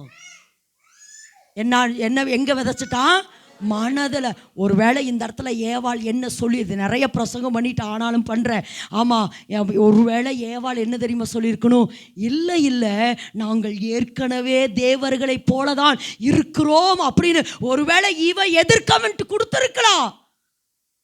இவோ ஆமால்ல, ஒருவேளை இதை சாப்பிட்டா நானும் தேவனை போல மாறிடுவேன்னு தெரிஞ்சுட்டு தான் தேவன் இந்த கனி எனக்கு சாப்பிட வேண்டாம்னு சொல்லிட்டாரோ அப்படின்னு இந்த ஏவாள் அப்படியே சிந்திக்கிறா. அதனால தான் பெண்கள் பலவீனமானவங்க. ஒன்றை சொன்னால் நம்ம என்ன செய்வோம்? என்னமோ சொல்லுவாங்களே, பேனை தலைவலி கொஞ்சம் வந்தா வயிற்று வலிக்கு, ஓ இந்த வியாதியா இருக்குமோ, அந்த வியாதியா இருக்குமோ, அப்படி இருக்குமோ, இப்படி இருக்குமோ. நான் பெண்கள் அந்த உப்பகரியை மேலே வரைக்கும் உலாத்துறவங்க. இப்படியே சின்னதை பெருசாகி அப்படியே ஆகி அதனால தான் பேனை பெருசாலாக்கி பெருமாள் ஆக்குற மாதிரி நம்ம என்ன செய்கிறோம் நிறைய. அதனால தான் பிசாசு பெண்களாகிய ஏவாளை பிடிச்சான். ஆனால் நான் இன்னைக்கு சொல்கிறேன், ஆறுதல் அடைய சொல்கிறேன், இதே பெண்களை கொண்டு தான் கர்த்தர் எழுப்புதலையும் கொடுக்க போகிறாருமா. மறுபடியும் நம்ம தான் மீட்டெடுக்க போகிறோம். அம்மேன் என்று சொல்லுவோம். சரி, அப்போ இந்த இடத்துல வாசிக்கிறோம். இப்படியே என்ன செய்கிறான்? ஆமாம் இல்லை, ஒருவேளை இந்த கனியத்தை சாப்பிட்டா நான் எங்கே தேவனை போல மாறிடுவனோ, தேவனோட இடத்துக்கு வந்துடுவனேன்னு தெரிஞ்சுதான் தேவன் ஒருவேளை இந்த கனியை கொடுக்கலையோ சிந்திக்கிறா. இது எங்கே போய் அப்படியே லாக் ஆயிடுச்சு? மனதுக்குள்ளே போய் உட்கார்ந்துருச்சு. தேவனை குறித்த தவறான எண்ணம் மனதில் போய் உட்கார்ந்துருச்சு. அதனால தான் சொல்றாரு, என்ன மனம் புதிதாகணும். உன் மனதுக்குள்ள போய் உட்கார்ந்துருச்சு. நான் அடிக்கடி சொல்லுவேன், குருவி மேல பறக்கலாம், ஆனா என்ன பண்ண கூடாது? கூடு கட்ட விட்டுறக்கூடாது. குருவி மேலே பறக்கலாம் அப்படின்னு என்னன்னா, ஒரு காரியம் நம்ம வாழ்க்கையில் என்ன செய்யணும் அப்படின்னா, ஒரு காரியம் அதாவது இப்போ நடந்துருச்சு அப்படின்னா அதவே திங்க் பண்ணி, இதெல்லாம் நம்ம பலகீனங்கள், இதெல்லாம் இல்லை கர்த்தர் நம்மளை பலவானாக மாற்றுவாருமா ஆமேன் என்று சொல்லுவோம். இதெல்லாம் நம்ம பலகீன ஒரு காரியத்தை குறித்து அப்படியே திங்க் பண்ணி ஓ என் புருஷன் அல்லது என் மனைவி இந்த புருஷன் தான் சொல்ல முடியும். ஆமாம், புருஷன் இது இப்போ பேசிட்டாரு, ஒருவேளை இப்படி இருக்குமோ, என்னை நேசிக்கலையோ, என்னை வெறுத்துட்டாரோ. ஒன்றை நாளாக்கிடுவோம், அதை 7 ஆக்கிடுவோம். அப்புறம் எல்லா கோவத்தையும் போய் கணவன்கிட்ட கொட்டுவோம். இது நிறையா நேரம் நம்மளுடைய பலகீனங்கள். யூத் மீட்டிங்கில் சொல்லுவோம் இந்த காரியத்தை. அதாவது ஒரு பிள்ளை இது, அதாவது குருவி கூடு கட்டலாம், என்ன விடக்கூடாது, குருவி மேலே பறக்கலாம், என்ன விடக்கூடாது, கூடு கட்டக்கூடாது. அதாவது என்னென்னா எப்படி சொல்லுவோன்னா, யூத் மீட்டிங்கில் எப்படி சொல்லுவோன்னா, ஒரு பிள்ளை போகிறா அப்படின்னா அந்த பிள்ளைய சாதாரணமாக இப்படி பார்க்கறது வேற, மறுபடியும் பார்க்கணுன்னு தோணுது பாரு, அதுதான் தப்பு. ஒரு பிள்ளை போகிறா, ஒரு பையன் போகிறான், அழகா இருக்கா, அவளை அது முடிஞ்சிச்சு, அதோடு முடிச்சு விட்டுறோன்னு, அழகா இருக்கிறா அப்படின்னு சொல்லிவிட்டான். மறுபடியும் அந்த பிள்ளையை பார்க்கணுன்னு தோணுது பாரு, அதுதான் தவறு. அதுதான் இதை எதுக்கு சொல்கிறேன்னா, ஒரு சில பிரச்சனைகள் முடிந்தது மறுபடியும் கொண்டு வந்து மனதில் போட்டு அப்படியே பிசைஞ்சு இதை எதுக்கு சொல்கிறேன்னா, உன்னுடைய மனம் பலகீனமாகி கொண்டிருக்குது. அப்போ இந்த இடத்துல வாசிக்கிறோம், சாத்தான் சொல்லிட்டா அந்த பழத்தை புசிக்க வேணான்னு இவன் அப்படியே திங்க் பண்ணுறா. ஒருவேளை நான் தேவனை போல மாறிடுவேன்னு தெரிஞ்சுதான் தேவன் கொடுக்கலையோன்னு இவ சாப்பிட்டதும் இல்லாமல் யாருக்கும் கொண்டு போய் கொடுத்துட்டா, தான் கணவனுக்கு கொடுத்துட்டா. நானும் தேவனை போல மாறிடுறேன், நீயும் தேவனை போல மாறிக்கும் அப்படின்னு சொல்லி என்ன செஞ்சுட்டா, பழத்தை கொண்டு போய் என்ன செஞ்சுட்டா, கொடுத்துட்டா. இந்த இடத்துல வாசிக்கிறோம், எதுக்கு இதை சொல்கிறேன்னா, தேவனை குறித்த தவறான ஒரு எண்ணத்தை பிசாசு யாருக்குள்ள விதைச்சிட்டா, இப்போ ஏவாளுக்குள்ள விதைச்சிட்டா. இதில் வந்து நிறைய அதான் அந்த இதில் நம்ம தியானிப்போம், நம்ம சிலுவை தியானத்தில். அதாவது ஏவாளே, உனக்கு பணத்தை கொடுக்கலேன்னு தானே நீ என்னை குறித்து தப்பான ஒப்பீனியனை வச்ச. புதிய ஏற்பாட்டின் காலத்தில் பார்க்கிற போது என்னுடைய சொந்த சரீரத்தையே நான் உனக்காக பிற்க கொடுத்துருக்கிறேன். ஏசப்பா அவனுடைய அன்பை குறித்து நான் உங்களுக்கு சொல்கிறேன். ஆமென் என்று சொல்லாமல், அப்போது தேவனை குறித்த தவறான எண்ணம், இதை நான் 3 விதத்தில் நேற்று தினத்தில் எடுத்தேன். அதாவது இப்போ இப்படி சொல்லாமல், அதாவது ஒரு பாவம் எப்படி நமக்குள்ளே வருதுங்கிறக்காக சொல்கிறேன். தாவீதை பாருங்கள், அந்த போன வாரமே சொன்ன பத்சபேல் என்ன செய்கிறா, குளிக்கிறத என்ன செய்கிறா, பார்த்துட்டு டீசெண்டாக இந்த சில விலகி இருக்கலாம், ஆனால் பார்த்துட்டு இருந்த அடுத்து என்ன செய்கிறா, அவள் யாருன்று. இதை எதுக்கு தான், இதுதான் மனது, இதுதான் கூடு கட்டுறது. இது என்னது, குளிச்சுட்டு இருந்தாங்க, தெரியாமல் பார்த்துட்டுங்கன்ட்டு போயிருந்தா அது முடிஞ்சிருக்கும். இப்போ குளிச்சுட்டு இருக்கிறத பார்த்தா அடுத்து யாருன்னு விசாரிக்க சொன்னா, அடுத்து என்ன செஞ்சா, அவளை கூட்டிகிட்டு வர சொன்னா, அவளோடு கூட என்ன செஞ்சா, பாவம் பண்ண. இது எதுக்கு சொல்கிறேன்னா, அந்த மனதின் பாவம் எப்படி பெருகுதுங்கிறதுக்காக சொல்கிற. நம்மளும் அவள் தாவீது சொல்ல வேண்டாங்க, நம்மளே சொல்லுவோம். இந்த யூடியூப்பில் வர காரியங்களெல்லாம் பாருங்கள், ஒன்று ஓப்பன் பண்ண 9 வருது, அது பார்க்கக்கூடாதெல்லாம் வருது. அதில் வேறு இப்போ எப்படி இதை பார்க்காதீர்கள்னே போட்டுருவாங்க, அப்போ தான் பார்க்கணுன்னு தோணும் நமக்கு. இதை பார்க்காதீர்கள் அப்படின்னே போடுவாங்க, அப்போ தான் அதை பார்க்கணுன்னு தோணும். பிசாசுடைய தந்தரை சொல்கிறேன், அப்படி இப்படி உள்ளே போய் அப்போ இதை பார்த்தோமா இதை அப்படியே இதை பார்த்துட்டு என்ன செய்கிறோம். ஒரு சில நேரம் உங்களுக்கு ஆலோசனை சொல்கிறேன், இந்த நைட்டு படுக்கிற பொழுது ரொம்ப செல்ஃபோனை பார்க்காதீங்க. அப்படி ஏதாவது நீங்கள் பார்த்துட்டிங்கன்னா உங்கள் மைண்டு ஃபுல்லாக அதில் தான் இருக்கும். அப்படி ஒருவேளை உங்களுக்கு பார்க்கணுன்னா நல்ல ஒரு மெசேஜை கேளுங்க, நல்ல ஒரு பாட்டு கேளுங்க, நல்ல அந்த ப்ரெசன்ஸ்லேயே தூங்குங்கம்மா. ஆவியானவர் உங்களோடு கூட பேசுகிறத உங்களால் ஃபீல் பண்ண முடியும். ஆமாம், அது என்ன ஆகும் பாருங்க. நைட்டு ஒரு வேளை இப்படி தவறான நிறைய பேர் அப்படி இருக்கிறாங்க. நிறைய தம்பிமார்களுக்கு கால் பண்ணி சொல்லுவாங்க, அப்போ அவங்கள கடிந்து கொள்கிற முதல் காரியம், இந்த நைட்டு நேரம் செல்ஃபோன் பார்க்குறத நிறுத்து. நைட்டு கொஞ்ச நேரம் உட்காந்து என்ன செய்யுங்க நீங்கள், ஆமாம், ஒரு ஆராதனை எடுங்க, நல்ல ஆராதனையை கேளுங்க, ஒரு நல்ல பாடல்களை கேளுங்க, நல்ல கர்த்தருடைய வசனத்தை கேளுங்க. அதே மைண்டில் படுங்க. ஆவியானவரோடு கூட நீங்கள் இடைப்படுகிறதா அல்லது ஆவியானவர் உங்களோடு கூட பேசுகிறத இரவு நேரங்களில் நீங்கள் கேட்க முடியுமா மேன் என்று சொல்லாமல். அப்போ என்ன ஆகுது அப்படின்னா, இப்போ தாவீதுடைய பாவம் சொல்கிற இன்னைக்கு நம்மளே அப்படி தானே இருக்கிறோம். அது அப்படியே கூடு கட்டி குஞ்சு பொறிச்சு, முட்டையிட்டு குஞ்சு பொறிச்சு, என்னமோ சொல்லுங்களே, நூடுல்ஸ் என்ன நொந்து நூடுல்ஸ் ஆன மாதிரி நிறையா நேரங்கள் அந்த பாவங்கள் நமக்குள்ளே என்ன செய்யலாம். அது ஒரு முறைனா பரவாயில்லமா, திரும்ப அவள் அதை முடிஞ்ச நீ திரும்ப திரும்ப திரும்ப அந்த காரியத்துக்குள்ளே விழுந்து கிடக்கிறான். அதுக்கப்புறம் அவ்வளோதான். கர்த்தர் 2 முறை 3 முறை எச்சரிப்பார், அதுக்கப்புறம் எச்சரிக்க மாட்டார். நான் ஒரு காரியத்தை சொல்கிறேன். நீ ஒரு சில நேரம் நம்ம பாவம் பண்ணுறோம்னு வச்சுக்கோங்களேன், கர்த்தர் வந்து ஒரு முறை எச்சரிப்பார். ஏன்னா நான் கர்த்தருக்குள் விசேஷமானவளாய் கர்த்தர் என்னை தெரிந்தெடுத்திருந்தார். ஒரு முறை என்னை எச்சரிப்பார், 2வது முறை எச்சரிப்பார், 3வது முறை கூட எச்சரிப்பார். கிருபையாக இருந்தால் 3வது முறை கூட எச்சரிப்பாருங்க. இந்த 3 முறையை நான் திருந்தலேன்னு வச்சுக்கோங்க, 4வது முறை என்ன தெரியுமா செய்வார்? அவரே பாவத்துக்கு வழியை திறந்து விட்டுருவாருமா. உண்மைமா? உண்மை. சாலமோனுக்கு கர்த்தர் அப்படிதான் பண்ணார். ஒரு முறை எச்சரிச்சாரு, 2 முறை எச்சரிச்சாரு. ஆனா திரும்ப சாலமோன் என்ன செய்யல? திருந்தலைங்கனால அவரே பாவத்துக்கு என்ன செஞ்சாரு? வழி திறந்து விட்டுருவார். உண்மைமா? அவரே பாவத்துக்கு வழி திறந்து பாவம் பண்ணு. ஏன்னா நீதி வரணும்ல. எம்மோரியுடைய அக்கிரமம் இன்னும் நிறைவாகவில்லை. வேதத்தில் இருக்குதா? உன்னுடைய அக்கிரமம் பெருசாகட்டும், உன் அக்கிரமம் பெருகட்டும் விட்டுருவாரு. அக்கிரமம் பெருகினதற்கு அப்புறம் உன்னை அடிப்பார். ஒரு மனுஷன் திரும்ப சொல்ல, அப்படியே உட்காந்துட்டீங்க பாருங்க, ஒரு மனுஷன் இப்படியும் இருக்கிறார். அவர் கிருபையுள்ள தேவன் தாங்க, ஆனா அதே நேரத்தில் எரிச்சல் உள்ள தேவன், பட்சிக்கிறவராகவும் இருப்பார். அதனால தான் சொல்ல, ஏன்னா அவருடைய வருத்தம் அதெல்லாம்.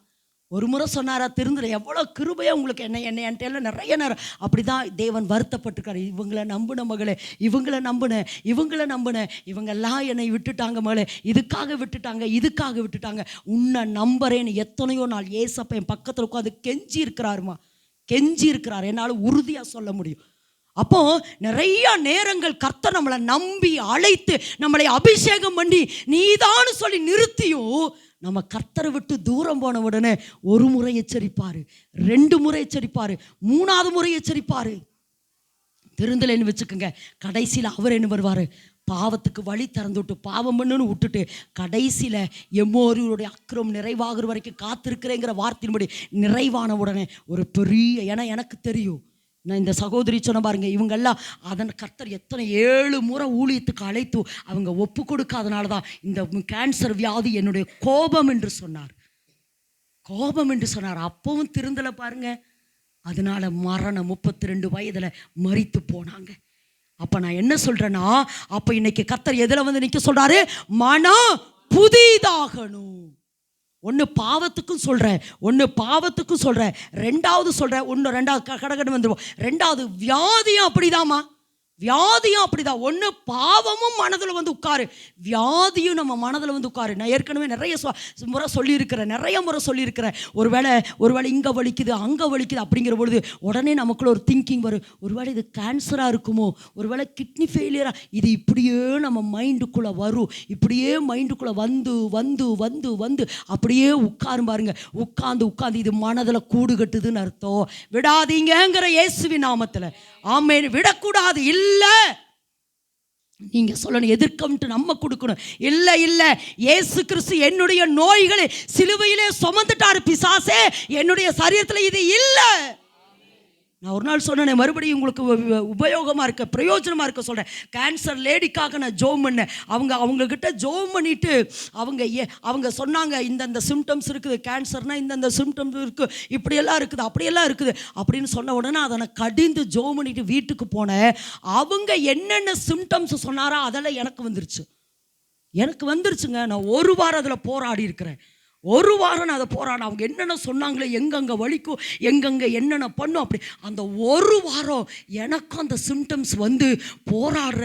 அப்போ எனக்குள்ளேயே தோணுது, என்ன தோணுதுன்னா, ஒருவேளை நமக்கு கேன்சர் வந்துருச்சோ, ஒருவேளை நமக்கும் இந்த வியாதி வந்துருச்சோ, நமக்கு இப்படியே உள்ள வருது.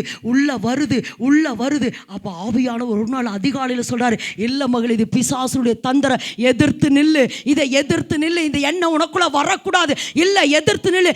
இயேசு கிறிஸ்து எனக்காக ரத்தத்தை சிந்தி என்னை மீட்டுட்டாரு. அதனால இந்த வியாதி எனக்குள்ள வரக்கூடாது, இந்த சாப வியாதி எனக்குள்ள வராதுன்னு சொல்லுனாரு. அப்படின்னு சொல்லி நான் எதிர்கவுண்டு கொடுத்து அந்த வசனத்தை சொல்லி ஜெபிச்சதுக்கு அப்புறம் தாங்க எனக்கு அதுலேருந்து விடுதலையை கர்த்தர் தந்தார். ஆமென் என்று சொல்லாம, அப்போ வியாதி இப்படிதான் வரும். பாவமும் இதெல்லாம் உங்களுக்குள்ள நீங்கள் இன்னைக்கு கர்த்தர் உங்களுக்கு கற்றுக் கொடுக்குறார். உங்கள் அலர்ட் ஆகிக்கணும். எல்லாரும் எப்படி இருக்கணும்? அலர்ட் ஆகி இனி இல்லாண்டவரே இது பிசாசினுடைய தந்தரம், வஞ்சிக்கப்பட்டவனுடைய தந்தரம், மோசம் போக்கினவனுடைய தந்தரம் இல்லை. பாவமும் எனக்குள்ள என்ன செய்யக்கூடாது? வரக்கூடாது. ஏன்னா ஒரு பாவத்தை பார்த்த உடனே அதை என்ன செய்யணும்? அந்த பாவத்தை அனுபவிக்கணும்னு வரும். நோ இல்லை, அப்பவே அதை கழுவி சுத்திகரிச்சிடணுங்கிற. நோ, இந்த எண்ணெய், இந்த பாவம் எனக்குள்ள வரக்கூடாது, இந்த எண்ணெய் எனக்குள்ள வரக்கூடாது. சோதோம் கொமோரா பாவத்தின் நிமித்த தேவன் அந்த பட்டணத்தை அழித்தாரு. அந்த எண்ணங்கள் என்ன செய்யக்கூடாது? பாவத்துக்கு எதிர்த்து நிற்கிறோம், வியாதிக்கு எதிர்த்து நிற்கிறோம், அடுத்து தரித்திரம், இப்படியோ நம்ம கடன்லேயே செத்து போயிடுவோம். மூணாவது இப்படியே கடனை, இப்படி தான் இந்த கடனை வாங்கி அங்கே கட்டுவோம், அந்த கடனை இல்லைம்மா இல்லை, நீ சொல்லணும் இல்லை, தேவன் என்னை ஆசீர்வதித்து என்னை பெருக பண்ணுவார். நான் இப்பொழுது இருக்கிறத பார்க்கல 1000 மடங்கு அதிகமாவேன். என் வீட்டில் ஆஸ்தியும் ஐஸ்வர்யம் இருக்கு. இதெல்லாம் உங்களுக்குள்ள நான் எதுக்கு சொல்றேன்? இது எதுக்குள்ள முதல்ல ஸ்டோரேஜ் ஆகுது? திரும்ப சொல்லுங்க, என்னது? மைண்ட், மனம். உங்கள் மனம் என்ன ஆகணும்? புதிதாகணும். சகலமும் உங்க வாழ்க்கையில புதிதாகணும்னா இன்னைக்கு உங்க மைண்ட் முதல்ல புதிதாகணும். ஆமென் என்று சொல்லலாமா? இதெல்லாம் நேற்று நான் சொல்லிட்டு இருக்கிறேன். இதெல்லாம் இந்த 3ஐயும் நான் சொன்ன பற்றிய நிறைய காரியத்தை எனக்கு பக்கத்தில் உட்காந்து ஆவியான் சொல்லி கொடுத்தார். திடீர்னு என்கிட்ட சொல்கிறாரு, தாங்கள் அடையும் அப்படின்னு ஒரு வசனம் இருக்குது. நான் எடுத்திருக்கிறேன்னா வாசிங்க பார்க்கலாம். ஆமாம், இந்த வார்த்தை ஏன்னா தாங்கள் அடையும், இந்த வார்த்தை ஆவியானவர் திரும்ப என்கிட்ட சொல்கிறார். இதுக்கு என்ன மீனிங்னு எனக்கு தெரியலன்ட்டு வசனத்தை எடுத்த வாசிங்க. அப்போ நீதிமொழிகள் 19:3 வாசிமா. மனுஷனுடைய மதியினம் அவன் வழியை தாறுமாறாக்கும், என்றாலும் அவன் மனம் கர்த்தருக்கு விரோதமாய் தாங்கள் அடையும். தாங்கள் அடையும் அப்படின்னா மீனிங் என்ன தெரியுமா? அதாவது மறுபடியும் அந்த வசனத்தை வாசிங்கம்மா. மனுஷனுடைய மதியினம் அவன் வழியை தாறுமாறாக்கும், என்றாலும் மனம் கர்த்தருக்கு விரோதமாய் தாங்கள் அடையும். அதாவது இந்த வார்த்தையை சொல்லிட்டு தாங்கள் அடையும் அப்படின்னு திரும்ப என்கிட்ட சொல்றாரு. அப்ப நான் என்ன நினைக்கிறேன், இது என்ன ஆண்டவரே அப்படின்ட்டு வேதத்துல போய் இந்த வசனத்தை தேடின. இந்த வசனம் இருந்தது. அப்படின்னா என்ன? அப்படின்னா இந்த தாங்கள் அடையும் அப்படிங்கிறதுனுடைய மீனிங் என்னன்னா, தேவனுக்கு விரோதமாக கோபம் கொள்ளும். எப்படியாமா? தேவனுக்கு விரோதமாய் கோபம் கொள்ளும். அப்படின்னா என்னன்னா, அந்த மேல் வார்த்தை பாருங்க, மனுஷனுடைய மதியினோ அவனை தாறுமாறாக்கி போயிரும்.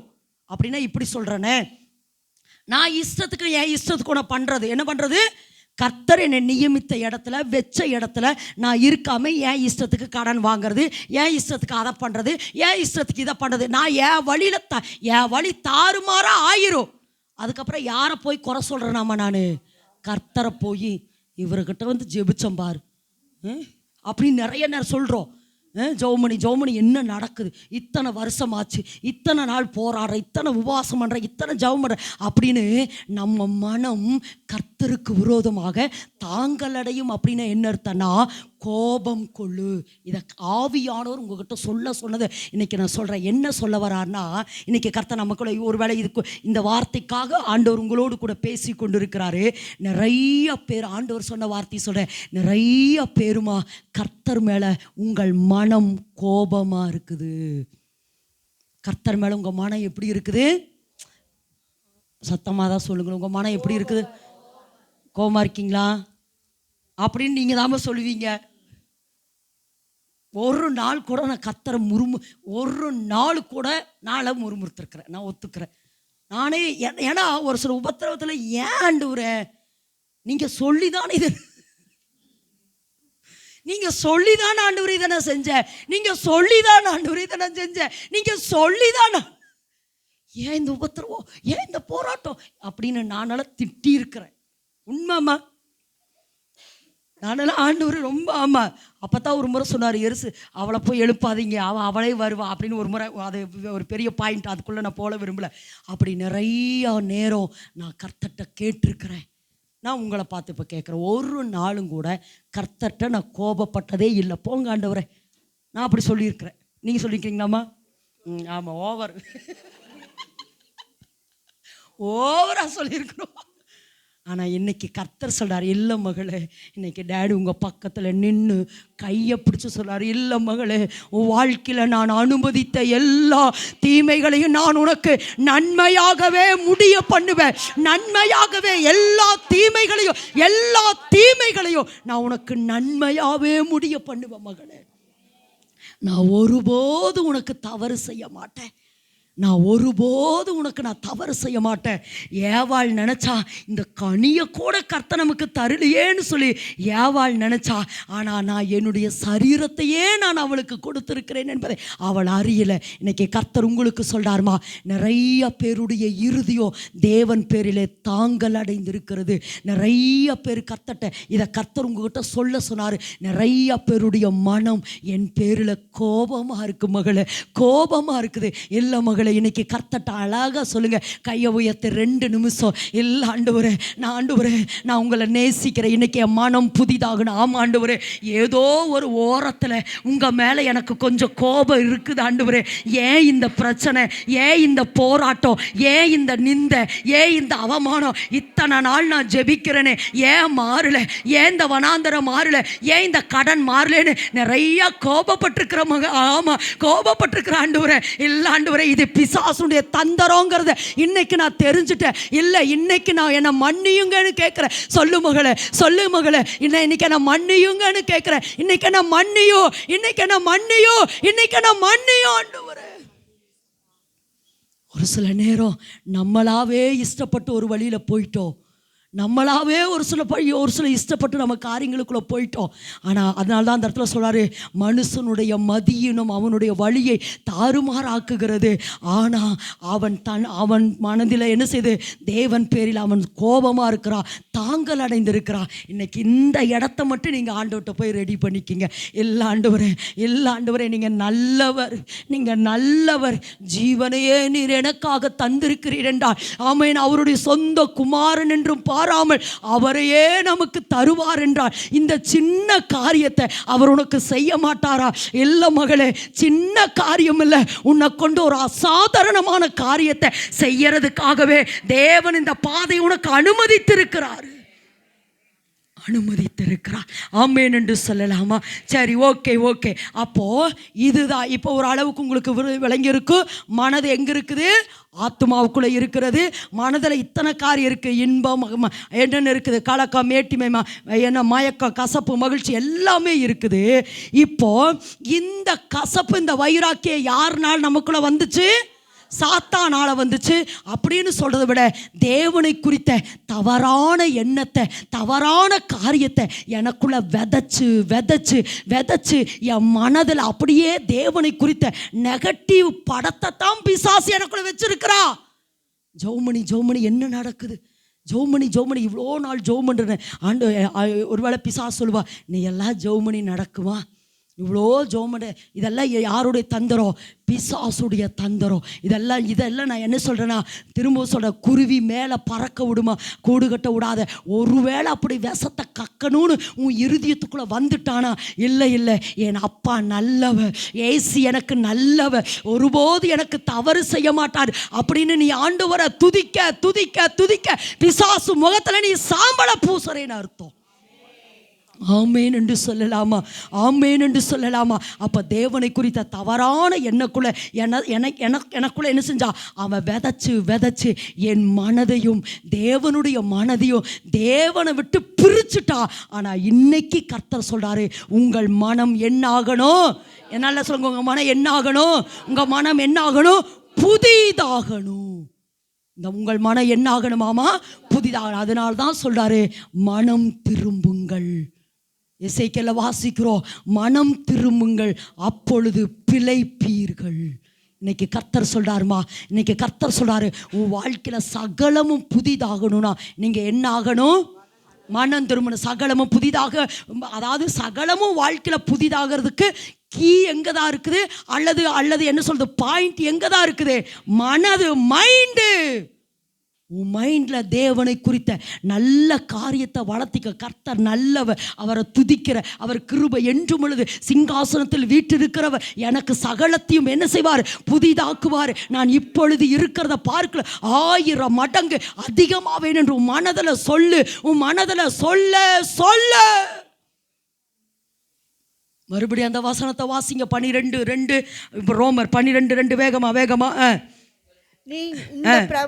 நீங்கள் இந்த பிரபஞ்சத்துக்கு ஒத்த வேஷத்தை அறியாமல் தேவனுடைய நன்மையும் பிரியமும் பரிபூரணமான சித்தம் இன்னதென்று பகுத்தறியத்தக்கதாக உங்கள் மனம் புதிதாகிறதுனாலே மறுரூபமாகுங்கள். உங்கள் மனம், நல்லா சொல்லுங்க, உங்க மனம், திரும்ப சொல்லுங்க, உங்கள் மனம் புதிதாகிறதுனாலே.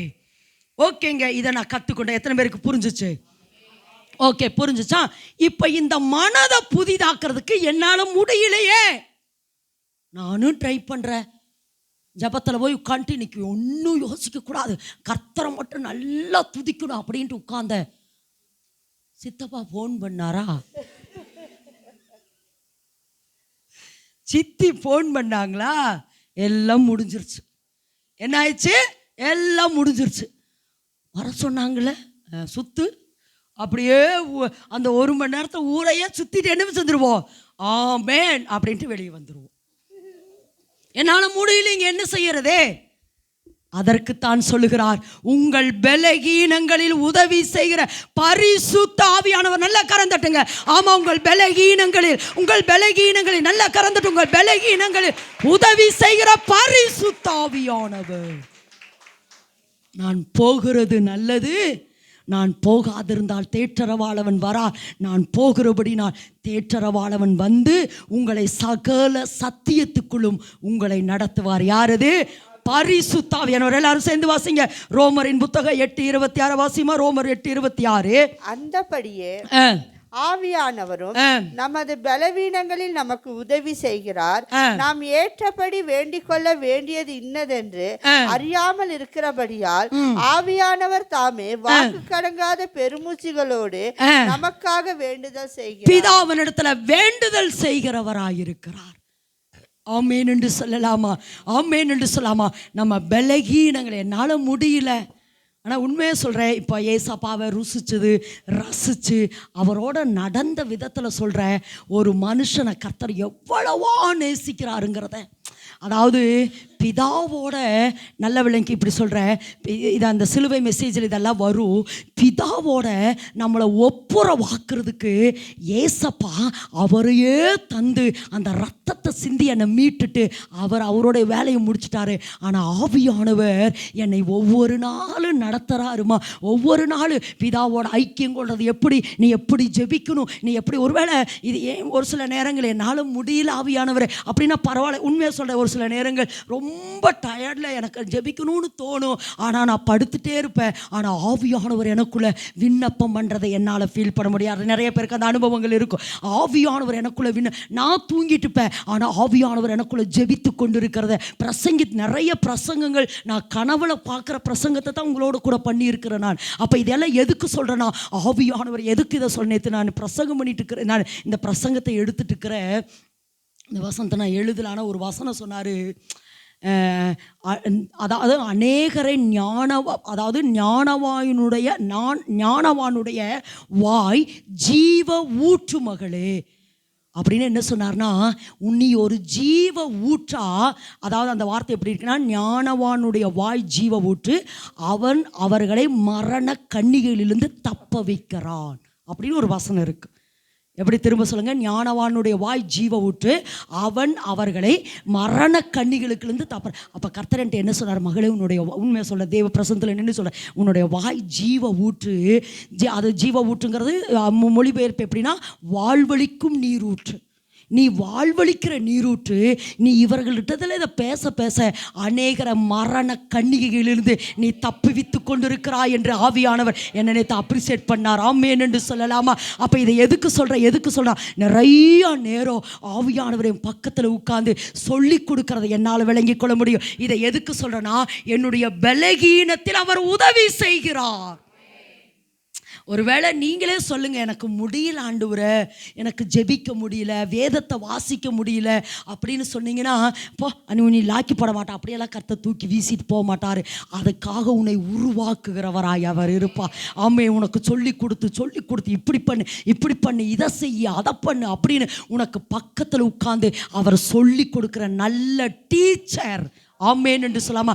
அதாவது இப்படி சொல்லலாம், பழைய ஏற்பாட்டின் காலத்தில் கர்த்தர் நியாயப்பிரமாணத்தை கொடுத்து அந்த நியாயப்பிரமாணத்தை கடைபிடி என்று சொன்னார். ஆனால் புதிய ஏற்பாட்டின் காலத்தில் அதை கடைபிடிக்கிறத பற்றி இல்லை, அதை நமக்குள்ள உட்கார்ந்து அவர் வழிகாட்டுகிறவராய் அவர் இருக்கிறார். அந்த நியாயப்பிரமாணத்தை எப்படி நிறைவேற்றணும்னு நமக்குள்ள உள்ள உட்கார்ந்து சொல்லி கொடுக்கிறவராய் இருக்கிறார்.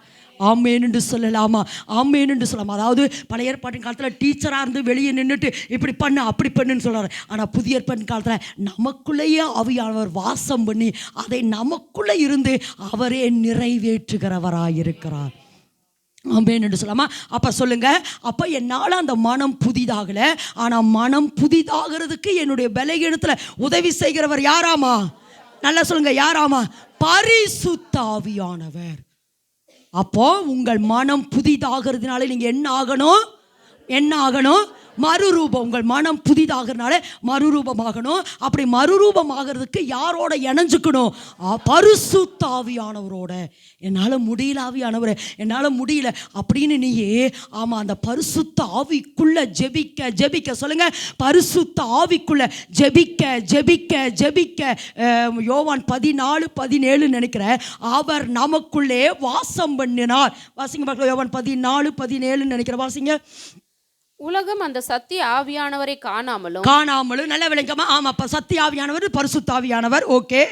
காணாமலும் அறியாமலும் இருக்கிறபடியால் அவரை பெற்றுக்கொள்ள மாட்டாதே. அவர் உங்களுடனே வாசம் பண்ணி, நல்ல விளக்கமா? அவர் உங்களோட வாசம் பண்ணி உங்களுக்குள்ளே இருப்பதால் நீங்கள் அவரை அறிவீர்கள். அப்போ நான் ஆவிக்குள்ள ஜெபிக்க எனக்குள்ள யார் வாசம் பண்றா? ஆவியானவர் வாசம் பண்றாரு. ஒன்று, ஆவியானவர் எனக்குள் வாசம் பண்ணார். ரெண்டாவது, அந்த மகிமைக்கு மேலே நான் மகிமை அடைக்க எனக்கு கொடுத்திருக்கிற ஒரு பாஷை தான் அந்நிய பாஷை.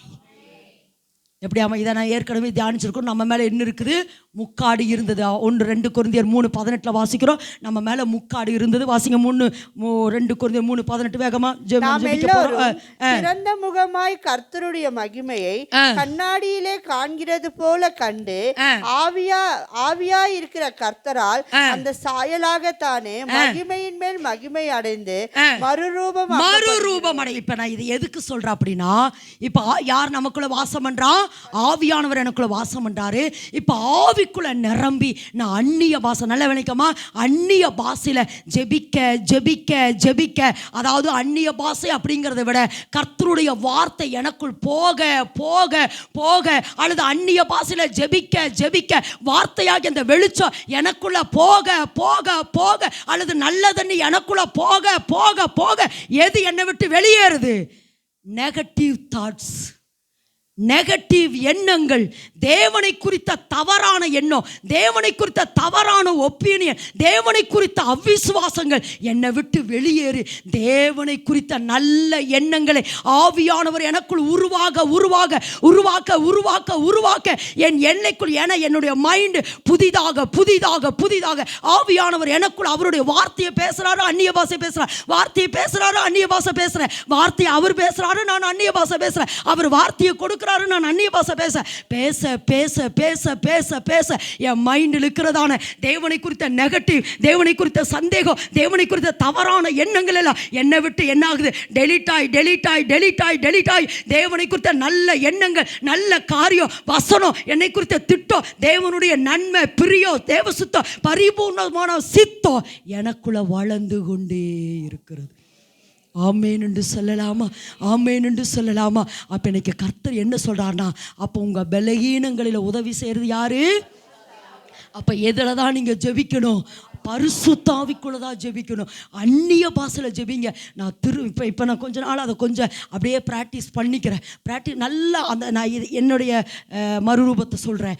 அதை பேச பேச என்ன குறித்த என்ன திட்டங்கிறதையும் ஒரு கான்ஃபிடென்ட்டாக சொல்ல முடியுது. நல்லா என் ஆவி அப்படியே பரலோகத்தோட கனெக்ட் ஆகிறத என்னால் ஃபீல் பண்ண முடியுது.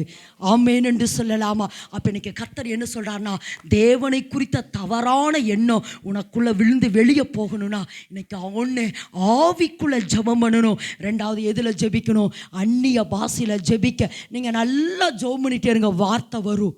தமிழில் வார்த்தை வரும். இப்போ சகலமும் புதிதாக, ஏன்னா நான் நிறைய மெசேஜ் அப்படி தான் எடுப்பேன். நான் அப்படியே தேவ பிரசனத்தில் போய் உட்காந்து அப்படியே என்ன செய்வேன், ஜெபிக்க ஜெபிக்க ஒரு வார்த்தை வரும்.